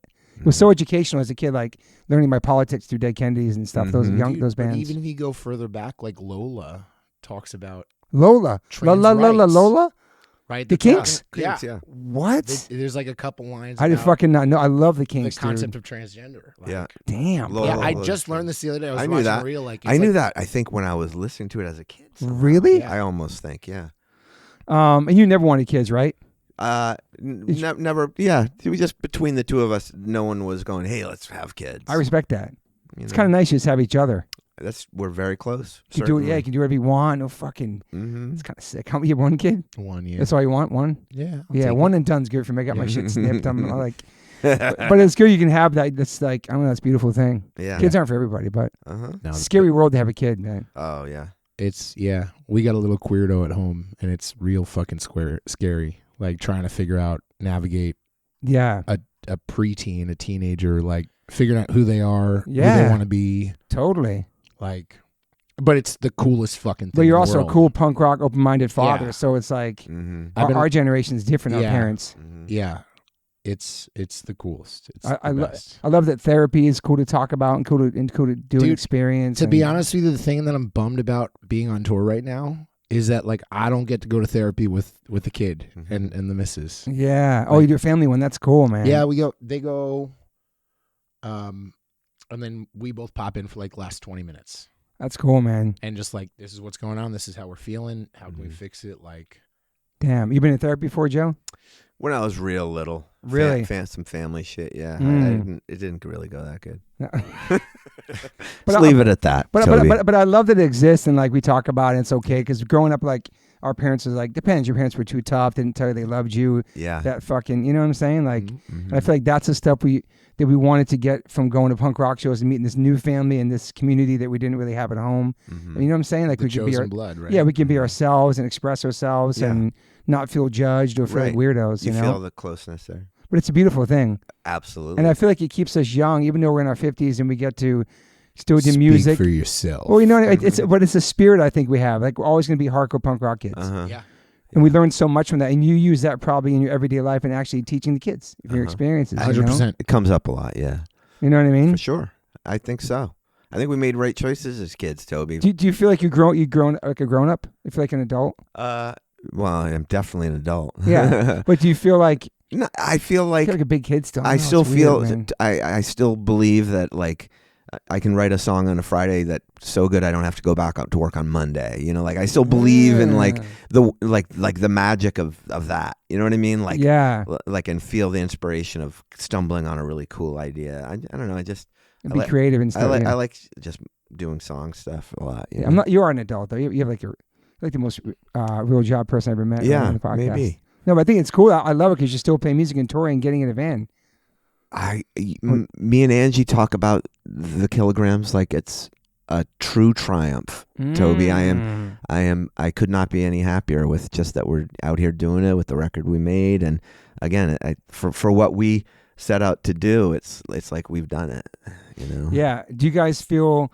Do you guys pay attention to new punk bands and stuff like that? All day. Yeah, there's so many, bro. All day. There's so many, and they're all great, and there's so much diversity, and there's so much.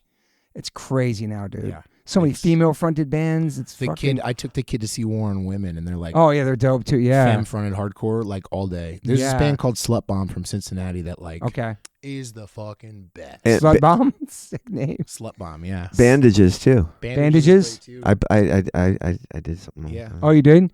Also, we got Scowl. We got fucking Scowl is great. Buggin'. Yeah. Speed, Tsunami. There's like so many bands, Joe, now, especially come out of the pandemic. I think that people just cooped up writing songs and they came back out. I feel like the music's just thriving everywhere. Yeah, right on. I wish I was saying the other day I want to be more purposeful in my listening to music. Like, I want to put on some music now and listen to something new that I haven't heard or something. Yeah. I just got hip to this band called the Passenger Princess. Cool and name. It's fucking great. And Damn, it's where they from? I don't even know, but it's femme queer hardcore. Okay, that's but cool. like Black Flag That's hardcore, sick, not yeah. like New York hardcore. Like Yeah, that's cool. it's so fucking. What's great. like? What are some of the influences of Kilograms? Like, what is like something new or Clash. old? The Clash? Of course. Yeah. That's a major one. I think a lot of the stuff in the studio wise is really coming from like The Cure and The New Cure. Order. and Nice. There's a little new waviness in it. Yeah, there is. And, There's a Yeah, lot a of little like bit. single note guitar riffs, which Okay. is like straight Cure, and Yeah. I feel like there's some Johnny Marr kind of Mm-hmm. riffs, like Smith's riffs in there. So you guys are on the same page with like what you guys are inspired by and listening No. to. It just comes out, whatever. I think we're. I think Joe and Jet. Yeah, I think we're all. I'm gonna speak for all of us. It's all for the sake of the song. Okay, yeah, whatever works. Yeah, Whatever, Yeah. it needs. Yeah, that makes sense. And most things we've done in the studio, like you've only said, like, is that really gonna be there? And I'm like, no, that's a whole once. He's like, is that the right piano track? I'm like, no, I can't play Yeah, the that. piano's sick in the song. Somebody else is gonna do that. Who's doing the piano on the song? Craig. But Yeah, Sammy was involved for the first EP and Yeah, composing I think a I lot of that played stuff. Okay. the He played a piano. lot of keys and piano. I love that in there. I Yeah. composed a lot of the flowing too, because we made that record twice, and then Craig refined it and actually knows how to. I'm like clawing and banging on an organ, like Sick. So writing from the Bosstones to all the different bands you've been into now, it's all been just different experiences for you. Different ways you Different contribute. experiences, but Toby, I view it as one long thing. You know Yeah. what I mean? Like this Yeah. is one continuous process that started somewhere in high school and is True. know, it's like building on the same. You're trying to build those same songwriting kind of tendencies or muscles or abilities or Yeah. it's the same thing to me. But you're still creating and still learning and pushing yourself and doing different things. Yeah. Even though I can totally hear like the inspirations from you when I hear the song, just because I know what your history is as well. You know? Yeah. Well, It's in your blood. I write in a certain way, I suppose. Yeah. Yeah. Yeah. But it's also probably very different than a band that you actually, I don't know, just the Bosstones had so many different moving parts and stuff too. Mm-hmm. I don't know. Yeah. Well, Songwriters. everything's different. Yeah. Even from album to album with the same band can be a whole different process, Yeah.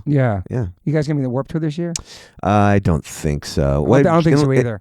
I'm taking the kid to Florida. For the Warped Tour? Yeah, kid wanted to go. They're trying to get me to take him to DC too, and I'm like, Uh-huh. we're definitely going to Florida. I haven't gotten a call from Lyman about Jittery Joe's, if that's what you're asking. So far, no. But I'm open to hearing from him. I just hit him up during the fires because I saw he was going through with the fires. He was out there I battling, know. dude. I know. Superhero up there. He was, man. I know. Like you'd expect. Yeah. But the Warped Tour coming back, I think it's awesome. It's such a big impact and part of our careers, and so many people love it. Yeah. And it's, like you said, people knew that because of the Bosstones and Warped Tour back then when we first started teaching, that connection we had with it. Mm-hmm.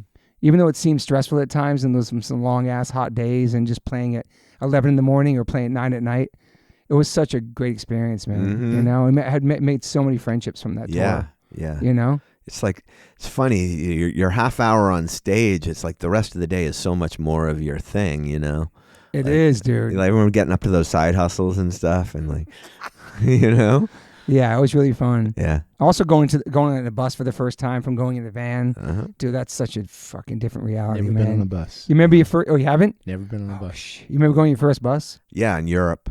We didn't want they had hotels too, but we didn't want to get off the bus. Damn. Like, no, man. It was your own bus? The beer was on the bus. Yeah, it was just Bosstones. The first time. Bosstones and the beer? Bosstones and some beers and, that kind of thing. It's such a crazy going. It's like going business class for the first time. Yeah, it's nice. It's real nice. But it's also nice to get in the van. I'm excited to get in the van. It's been a minute since we've been on tour. It's so. good. Are you guys going to be in the van for the Soul Yeah, like a Soul Sprinter tour? van or something. Yeah. Awesome. Where does that tour start? Starts in Detroit, April 24th. Uh-huh. I think I'm going to drive up for that.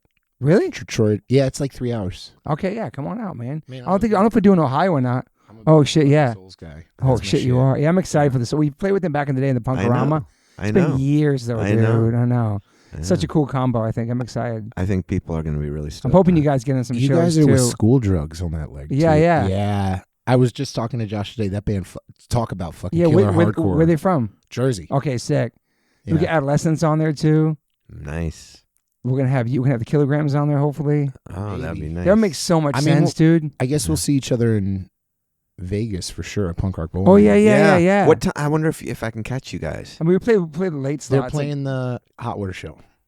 Which we never played with him before in my life, dude. I'm excited. Oh, man. nice. We played with. That's I a cool played with mix. Chuck. New record is Solo. amazing. Is it? Oh, the New Hot record Water? is Yeah. so fucking good. It just came out. It came out. It's been out a while, yeah. Also, Chuck's like a folk singer too. He's in that. I do what Chuck does. Yeah, and Tim Like from Avail. I'm playing with Tim at the end of the month in Fucking Buffalo. love Tim, dude. Yeah. I've never. So, I call it. God, this is gonna sound terrible. The hit list.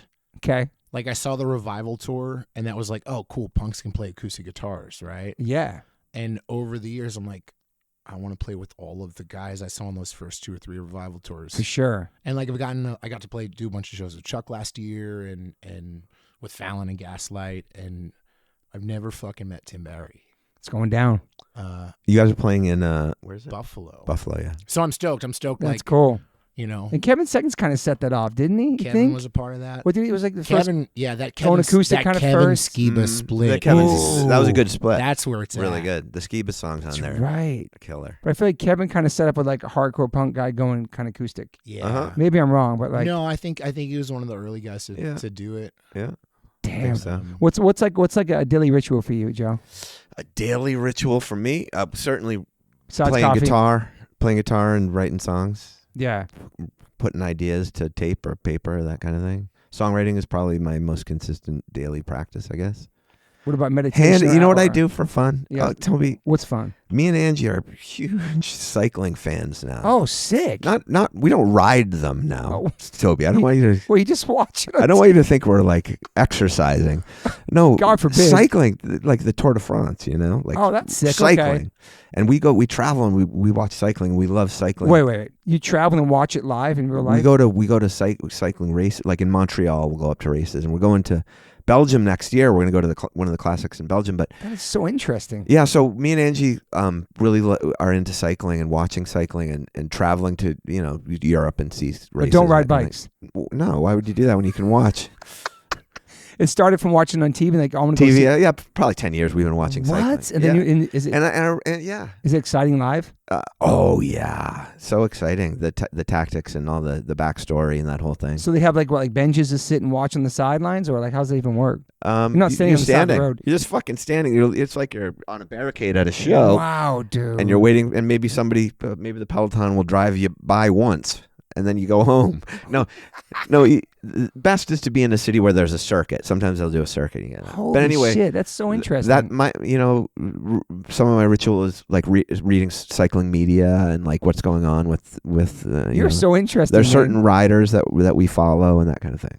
Holy shit, that's a whole other world too. It's cool. It's really but cool. no exercising for you. Well, Good jog the other day. I went on for a the jog. treadmill. You know what I did? You jogged? I put on our 45-minute set, and I cranked up the treadmill and kind of listened to the whole set and got a little exercise. Yeah, That's good, man. You're gonna stay healthy, man. I don't know. I'm trying. Are you a healthy eater? At home I am. Yeah. Yeah, I'm good at Cook home. a lot and stuff. Me and Angie cook. Yeah, we try to.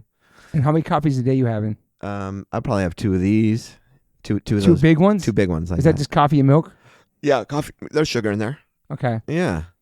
Respect, man. That's your.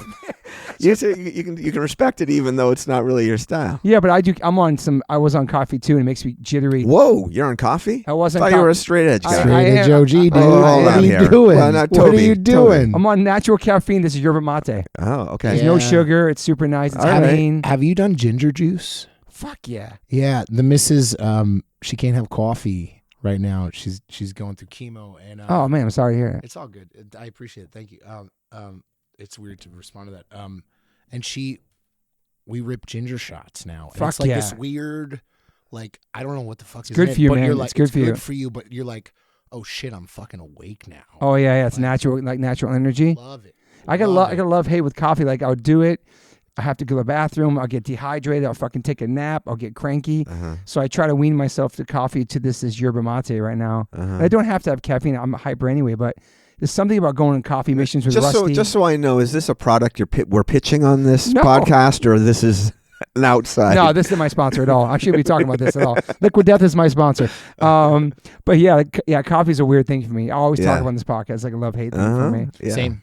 But there's something about going with Rusty Pistachio, like a bandmate somewhere in a small town in Germany, and going to the best coffee shop. And my whole band does it. They're coffee freaks, dude. We do that with McDermott every day. It's called a Donken. Oh, Donken? Donken. Donken. Sometimes we have to see our friend Uber to get there. Uber.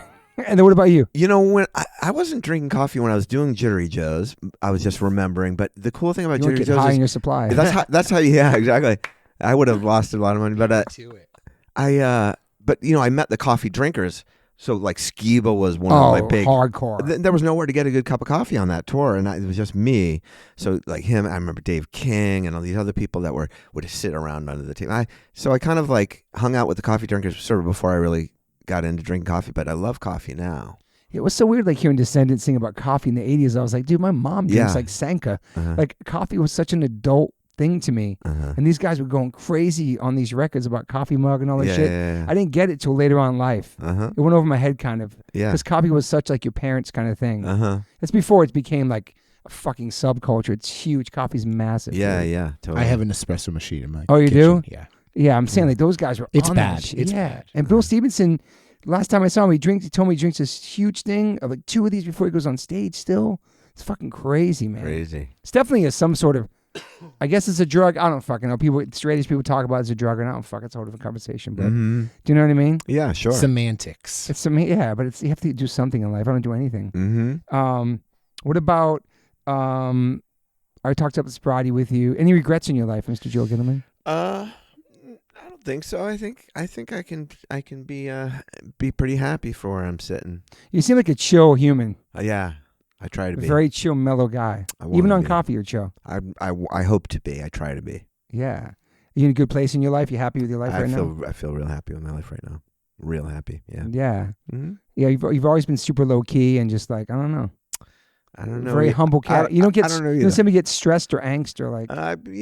Sometimes around the performances, nervousness or getting on stage. You still get nervous. Oh yeah, still a little bit of that pit in your stomach kind of thing. Yeah, I like that. I get that too. Yeah. And especially with a new thing, it takes more of stepping up to the mic and that kind of thing. So I mean, nervousness like anybody else who's about to do something that's public like that, I suppose, but. I don't know. I've tried to work on mental health and kind of do the right thing and Yeah. There's a lot you can control there if you're sort of mindful about it. Do you read a lot? No. Dave McQuain from Big D and the Kids Table just gave me a Christmas present, a book of it's a explorer kind of. I read like sometimes explorer stuff like In the Heart of the Sea or those adventure like historical fiction adventure kind of stuff is stuff that I'm interested in. So there's a good Shackleton book that I started reading. But Toby, I might work on writing songs 12 hours a day or more. Just like getting that idea together, putting it on the computer, trying to check something else so that sort of is my reading. Your mind's always going though, huh? Kind of. If I have time to do something, find free time. It often is picking up the guitar and working on something more. Is it hard? I've told you a couple times to stop sending songs. Yeah, really? Is that many songs? Like I couldn't keep up with like. Holy shit! Even listening. Just always writing, and it's crazy, man. I love it. How many notes you got on your phone right now? On my voice notes, yeah. Do you sing melodies and stuff on your phone? Oh yeah, I have 8,000 voice memos on there. Shit. Wow, dude, that's like insane. full. My phone's full. It's like Tim Armstrong style, man. Yeah. Wow. Yeah, I mean that's That's pretty sick, though. Yeah. I mean, in the grand scheme of things, like between the kilograms, like in respected or main bands or whatever. Yeah. 70 songs this year. 70 songs between songs? I put out a full length. Joe put out a full length. Jay put out a full length that I tape opped. Craig put out a bunch of singles. We did the EP, a 7-inch. Holy shit! And the full length coming. And the full length. You guys are no joke, man. In like 18 months. I put a record out in 10 years. We're doing records soon. We're trying to do a 7-inch this year with my son on drums and record at least 3 songs something, man. It's been 10 years, and I want to record one. Shoot me some lyrics, Toby. We'll work on something. Okay, yeah. We'll bring Rusty into it, too. Rusty's in the mix. Toby Morse is in the mix, too, yeah. You got to keep everybody in the mix. No, I know. I want to do something with Max. There's something on drums. He's something recorded. It'd be really cool to do that, What about you, sir? Have any major regrets in your life? Regrets? Yeah. I've had a few. Oh, you try. Okay, Sid, chill out. No, yeah. There's a lot. I'm a 12-stepper, and I'm trying to, you do the amends. Totally. You go back and yeah. apologize to people and stuff like that. Yeah, That's awesome. So the list is getting smaller and smaller. That's nice. I should have ate dinner last night. That was a regret. Should have ate dinner? Regret. Yeah. You guys didn't eat dinner? I was running. Yeah, running. Do you guys sleep good on tour? It's hard sleeping on tour, man. It's hard. Sammy really runs the show. He does a lot of work to like our label. We started a label, and Sammy's doing the grunt work of getting that record out and everything. What's the label called? Weights and Measures. Nice. Yeah. So you're running the whole thing. So yeah, there's a lot of work there for Sammy. Do you sleep good? You go to bed. You sleep good at home? I mean, we probably went to bed at 1 and got up at 7:30 today or something. But back home, you're on a regiment, sleep and all that stuff. Yeah, well, you're interested. Is there a sleep sponsor we're gonna? No, I always ask people what their sleep because I'm curious because I have this Aura ring and I track my sleep now. Oh, and what does it tell you about? It's fucking your RPMs. What can you learn from yourself? Your deep sleep, your REMs, your heart rate, your BPMs. It's fucking crazy. I don't think I like it no more. Yeah. I don't know if I like it no more because I'm obsessed on it, dude. It's like your steps, your heart rate, your stress levels during the day, your caffeine. But when looking at that information, now that that's available to you, how does it affect your decision making? Or like less caffeine at a certain time of the day. So yeah, okay. Better sleep at night.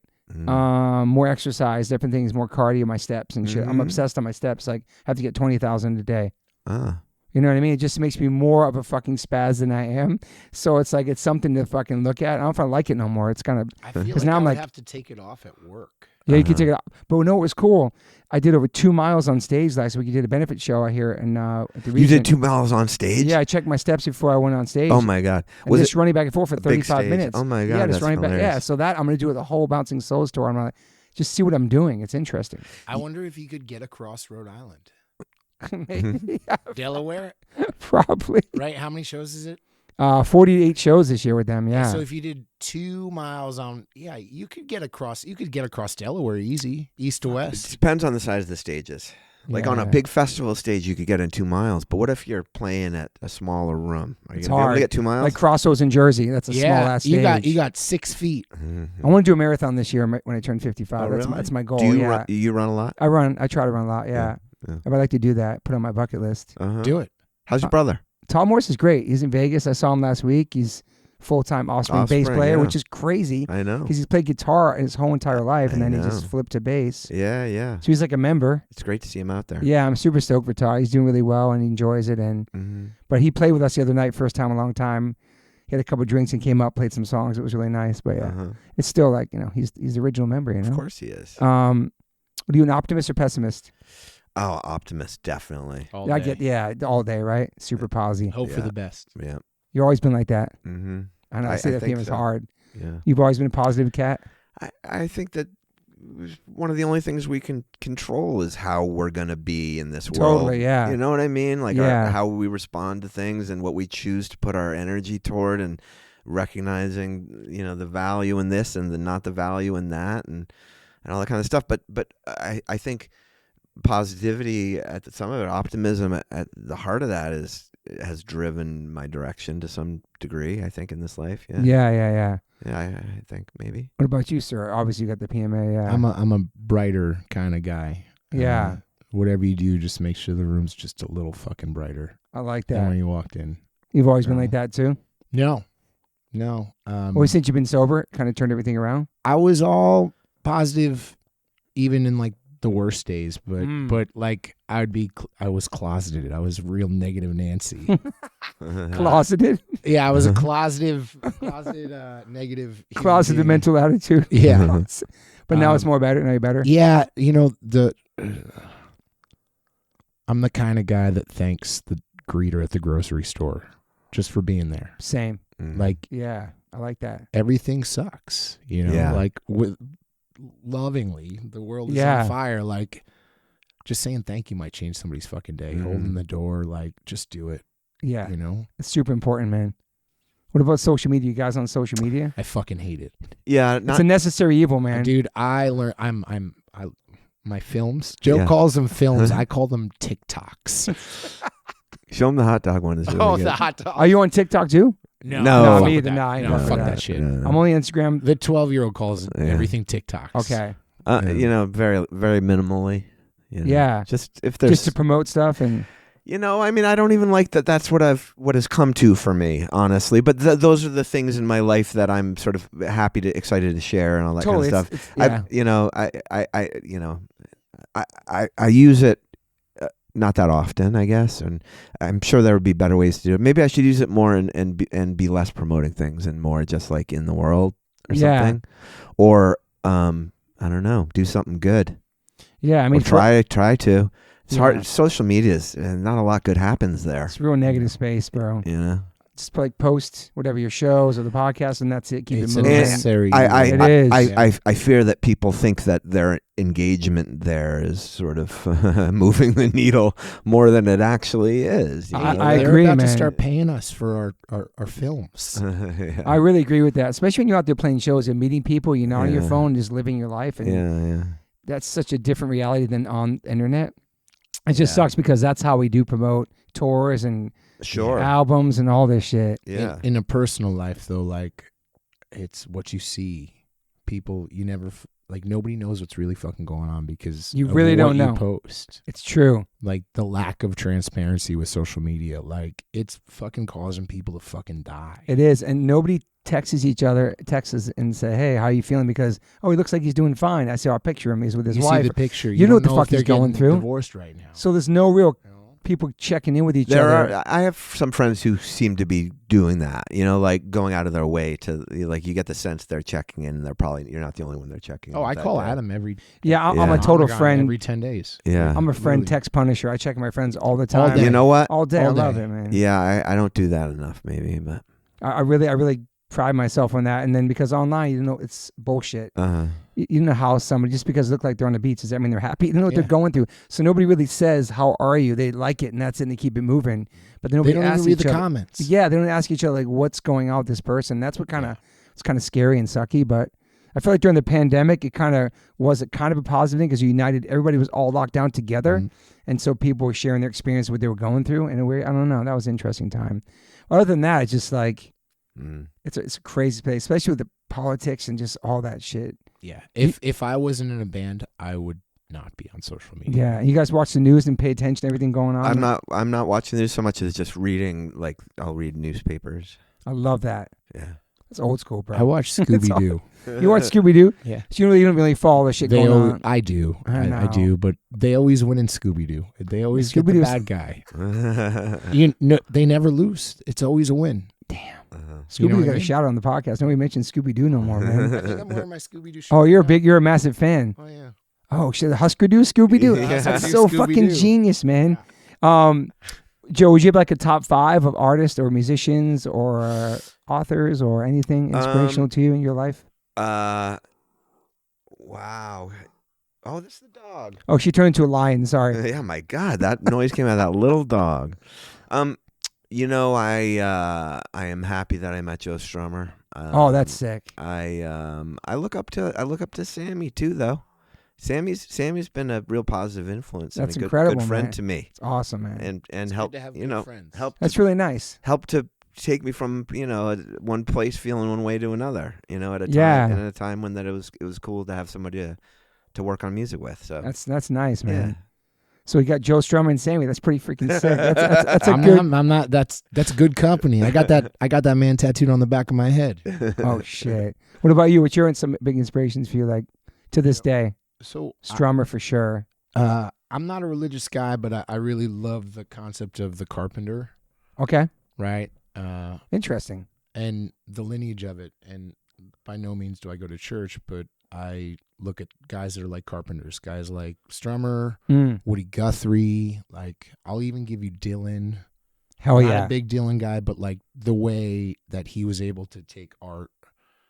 Guys like Ramblin' Jack that are just all lineages of guys, just, the Johnny Appleseed concept or the Jesus concept of we're going to fucking just, let's change the world. Yeah.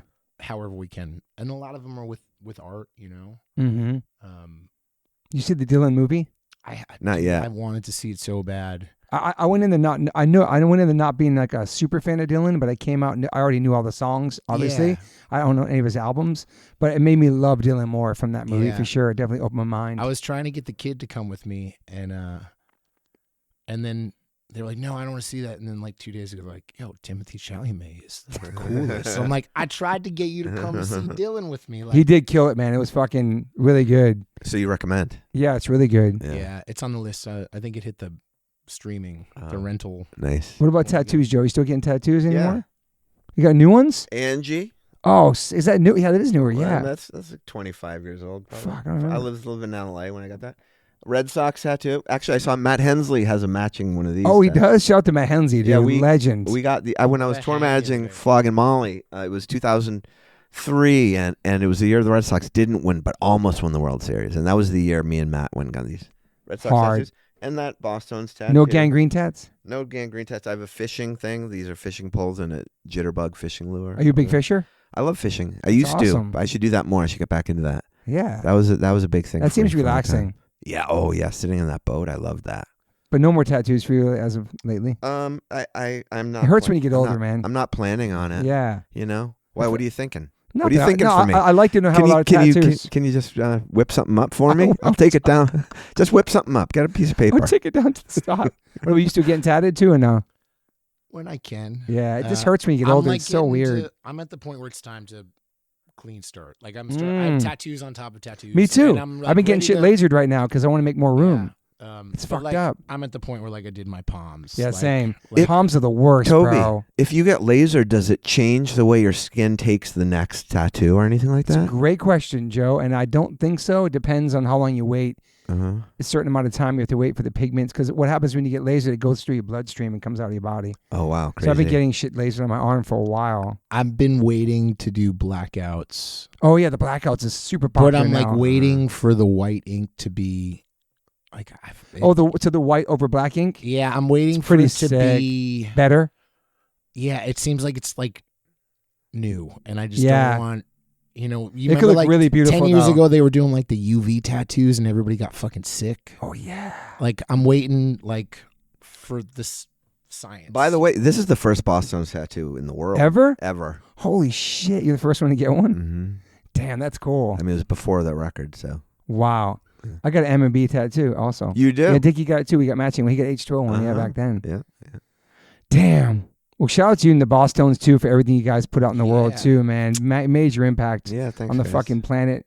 Incredible group, people, albums, Yeah. inspiration. Mm-hmm. We had a lucky fun time. You don't miss wearing suits anymore. No, I don't miss wearing suits. And you have to dress up at your job just to button up or something, Fuck right? that. No, at your job you don't have to. No, Really? As I dress like I just dressed as myself at my job. wow. Yeah, But no more suits. Yeah. yeah. And how's Ben Carr? You been in contact with Ben Carr? Is he doing good? I haven't talked to Ben too recently. Geez, I touched base with him trying to connect for a funeral of somebody we knew. Maybe it was a couple years ago. But Higgins, all those you dudes. know. I'll tell you, like the Bosstones, at least for me, we were mostly together on the road, and when we weren't on the road, we were just kind of not together. You know? Yeah, it's interesting. Yeah. we're adults, and we'd come together to do that. But for me anyway, it's You weren't like hanging after the tours and no. shit. I Yeah, get it. No, but friends certainly. But you spent a lot of time together, man. Yeah, you do. I mean, I said this on the Canal podcast, so I'll say on here, but obviously, no doubt came back to one song. Will there ever be at that moment again, or you think it's completely over? Is that hard to say? I'm just really excited with what I'm working on right now. Totally. And as I said, I don't have any regrets in my life. Yeah. I love what you're working on now. I love it. I love it. Great. I love Well, it. thank you very much. Yeah, I love all that. Yeah, I love it too. But yeah, I mean that's a different chapter in your life. I respect that. Right on. Also, you have really great hair. I have to give shout out to all the podcast guests because I have hair envy.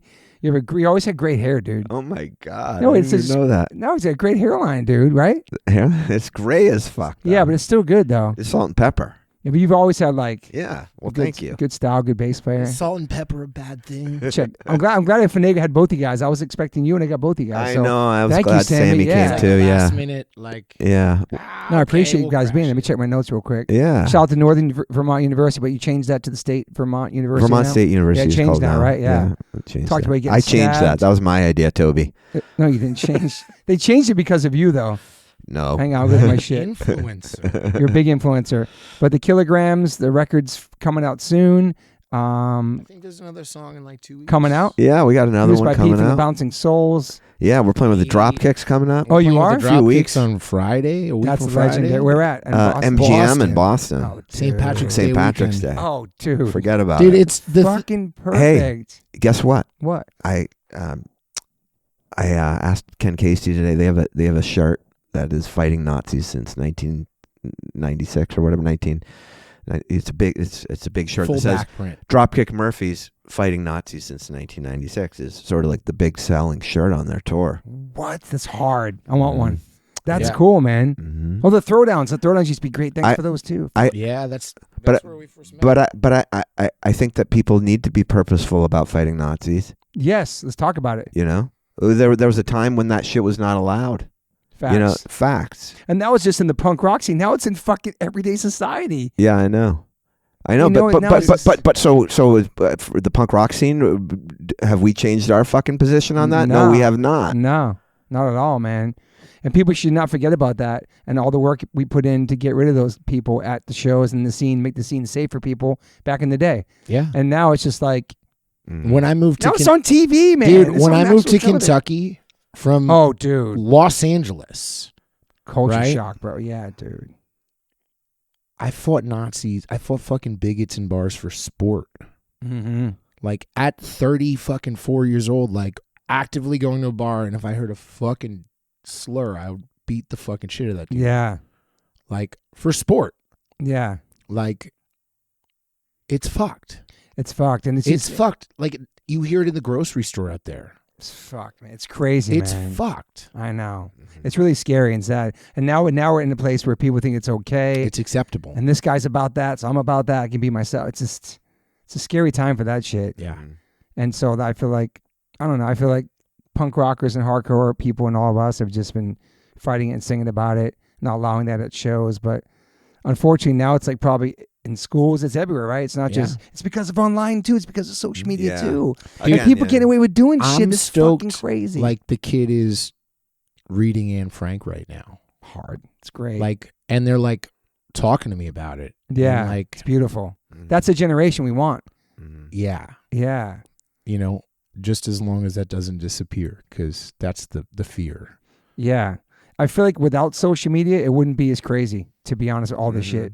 You know, there'd be we see regular news like we used to see on the television, but now we have all the politicians tweeting and doing stuff and writing shit and It's the, dissing each it's other's the country. Twitter, it's the, Well, yeah, you know, that beliefs and thieves thing for me, it's Yeah. problematic in that if you're willing to say the thing that stirs the pot to get the fucking, you know, the stir up the animus around any fucking issue, if you're willing to do that and just throw it out there, you can rope a lot of fucking people into wasting their time too. Yeah, it's really true. it's And that's what's really, happening, man. You know, it's the concept of talking the talk and walking the walk. Yeah. You can't throw a peace sign while drinking a Starbucks.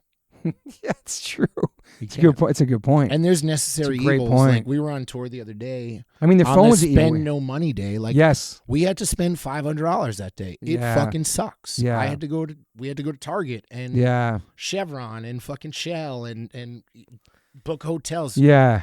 There aren't a lot of choices for, Yeah. for avoiding, you know. Yeah. And then we're all using this Apple phone. Who know the fucks who made that or what happened with that too? Like it's like we do our best. We're not perfect humans, right? Yeah. So we use your platforms, use your lyrics, use everything we talk about to speak your piece, and use your voice and all that. And But I are don't you know. leading with kindness? And you know that Exactly. to me is just like Exactly. You know, are you seeing the other humans, you know, struggling, and do you understand the experience For of other empathy people for who don't look like you or maybe Yeah. you know think different or whatever, you know? Yeah. Empathy and apathy are two different things. Good point too. Two different. Yeah, it's a interesting world, man. But I appreciate you guys being here and making the music you're making and being the people you are, and still being part of this fucking crazy world we live in and expressing yourself, you know. Well, I appreciate that you are too, and you know, you've got that positive mental attitude, sort of leading the way for you too. Thank you. What do you think? Lives. What do you think with your son now? How old's your son? How old's 22. Max? 22. You know, growing up in a crazy time. Is he going on that tour, or is it? Yeah, he's full. He's full time. He's full time now. Full time. Full time. He's full time, dude. man. Wow. That's kind of the coolest fucking thing ever. It is pretty cool and surreal at the same time, yeah, because Yeah. he's been growing up on tour with us, and my wife was pregnant on the Boxcar Racer tour, and then he started playing one song, and then Todd Friend had some shoulder surgeries. All the timing was perfect. Yeah, I hear from Todd Friend. Yeah, he's the every once best. in a Still the while. homie, still killing it. Love him. Yeah, I love Todd. Had him on the pod. We talked about everything, and yeah, he's the best. But Max is just a beast now on drums and practices every day in the garage, and he just brings us new energy. He writes a set list now. He tries to run the show. I'm like, you run the show, whatever you want. He'll definitely punch a Nazi in the face too on tour. He's all big, but like, he's definitely it's crazy how my son on tour with me, man. So I'm very lucky, dude. Yeah, going to Europe this summer. Yeah, how he cool loves is that? traveling. Yeah. He's all about touring. He can't wait for the tour. Like, And he gets us hyped. you get the adult traveling now. Yeah, You know, it's not just like going to Disneyland. You guys can go like fucking do the cool shit. Like you guys can go. He wants to surf in Jersey this summer. Dude. He wants to bring his board on tour, go to Asbury, and like go Dude, surf in just New York. text Maddie. He's got 80 of them. Okay, yeah. But I want a good connect in Jersey for him to surf at too. Yeah. And like we're gonna be in Texas. He's gonna drive to Waco and do the surf pool again. We're in Austin. Nice. He goes on all these missions by himself, like That's cool. surfing, skating. Yeah. You surf too? I did when I was a kid. Yeah. I shattered my elbow 18 months ago. How? Slip and fall on a skateboard. Oh fuck! I was managing a bar in downtown Cincy, and it was easier just to putt down to the grocery store and grab limes if we were out, right? They painted a mural on the ground and they didn't seal it, and it rained the night before. Oh shit! I had just put the old man softy wheels on, and I just hit it, and I just felt it, and I was like, okay, like I've been skateboarding my whole life, I can power slide, like I can. Yeah, power slide. I got the balance, I can do it, and I got all the way over, and it just went out, and I just shattered my. That's how I really met Liz. Damn. She was working that bar, and I walked in, and my missus is a nurse. You can't get hurt now for tour though, man. You can't fuck around. I had the skateboard by the luggage, and Jay was like, no. Yeah, dude. But you're not retired from skating. You're just not on tour. I think Duramo yells at me too. He's like, no more.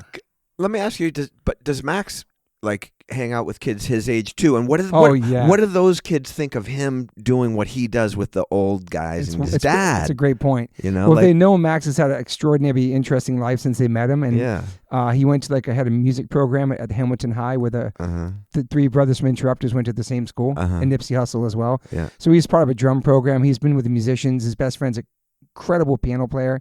But yeah, I mean, Max has got a bunch of homies he surfs with, he skates with.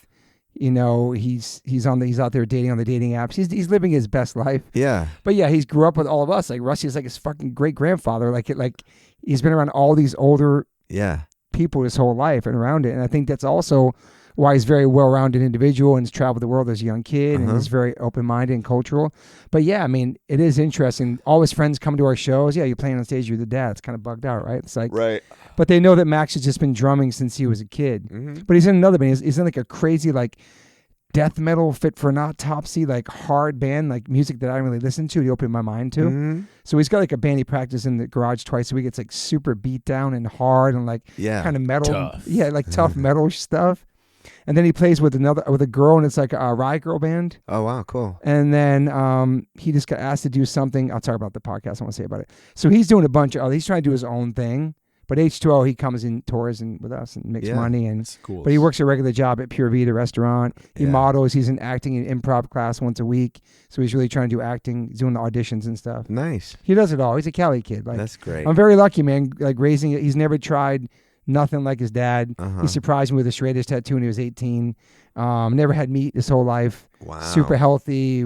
That's amazing because you could think amazing. that the child of a straight edge guy could rebel by going. That's the the other rebel, direction. going to get a cheeseburger at McDonald's. Yeah, I think the rebel is the death metal stuff, or like the stuff from like. Take it then. Yeah, what's the other death metal? It's like really extreme, and like from like Sweden, Norway. Oh, the black metal Yes. stuff. Yeah. So like, and you love Slipknot. He got me to go see Slipknot. Now I fuck with Slipknot. Like he turned me on to like a bunch of yeah, music I would Slipknot. never listen to. Yeah. And The hip hop kids on as that well. too. I go see Travis Scott. I'll go see Tyler the Creator with him.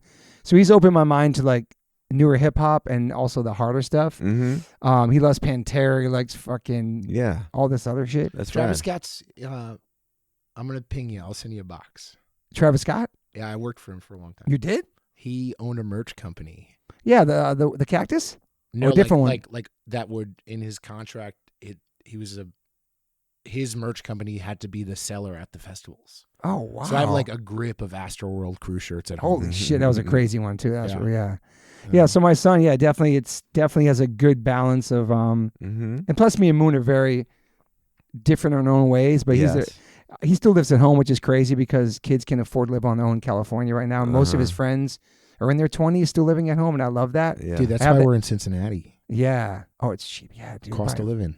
Yeah. I know. So I'll have this whole empty nest kind of thing, worried about the day he moves out, but we're still going to be bonded and all that crazy shit. But it's just, I love having him at home, and you know, he's a good kid. And that's great. You've given him a great start to be traveled all over the world already, and be doing your own thing and something creative and fun. Yeah, I'm excited to see what happens for him next and his what he ends up doing and shit. But like maybe his new band will take you guys on tour. That'd be sick.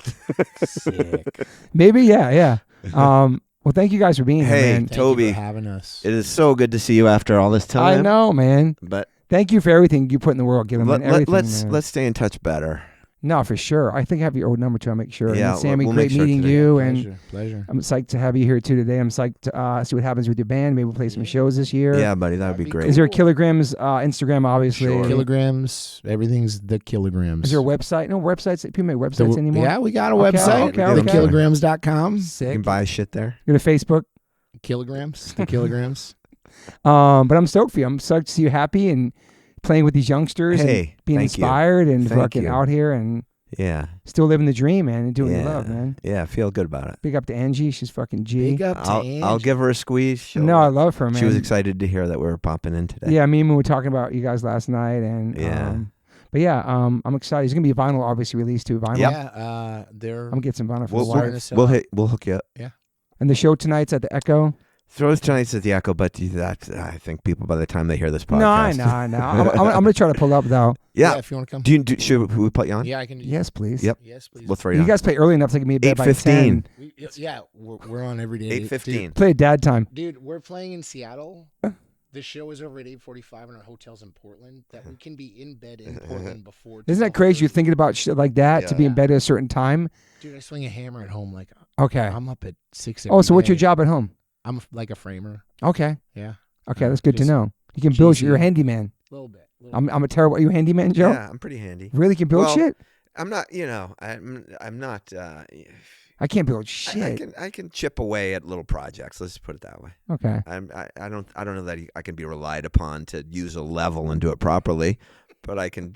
But this guy, you doing sheetrock and all kinds of shit. I don't fuck with sheetrock. But you're building like carpentry. I'll demo and like decks and shit like that. I do a lot of decks. I'll do a lot of framing bathrooms. Have you heard of the band High Vis?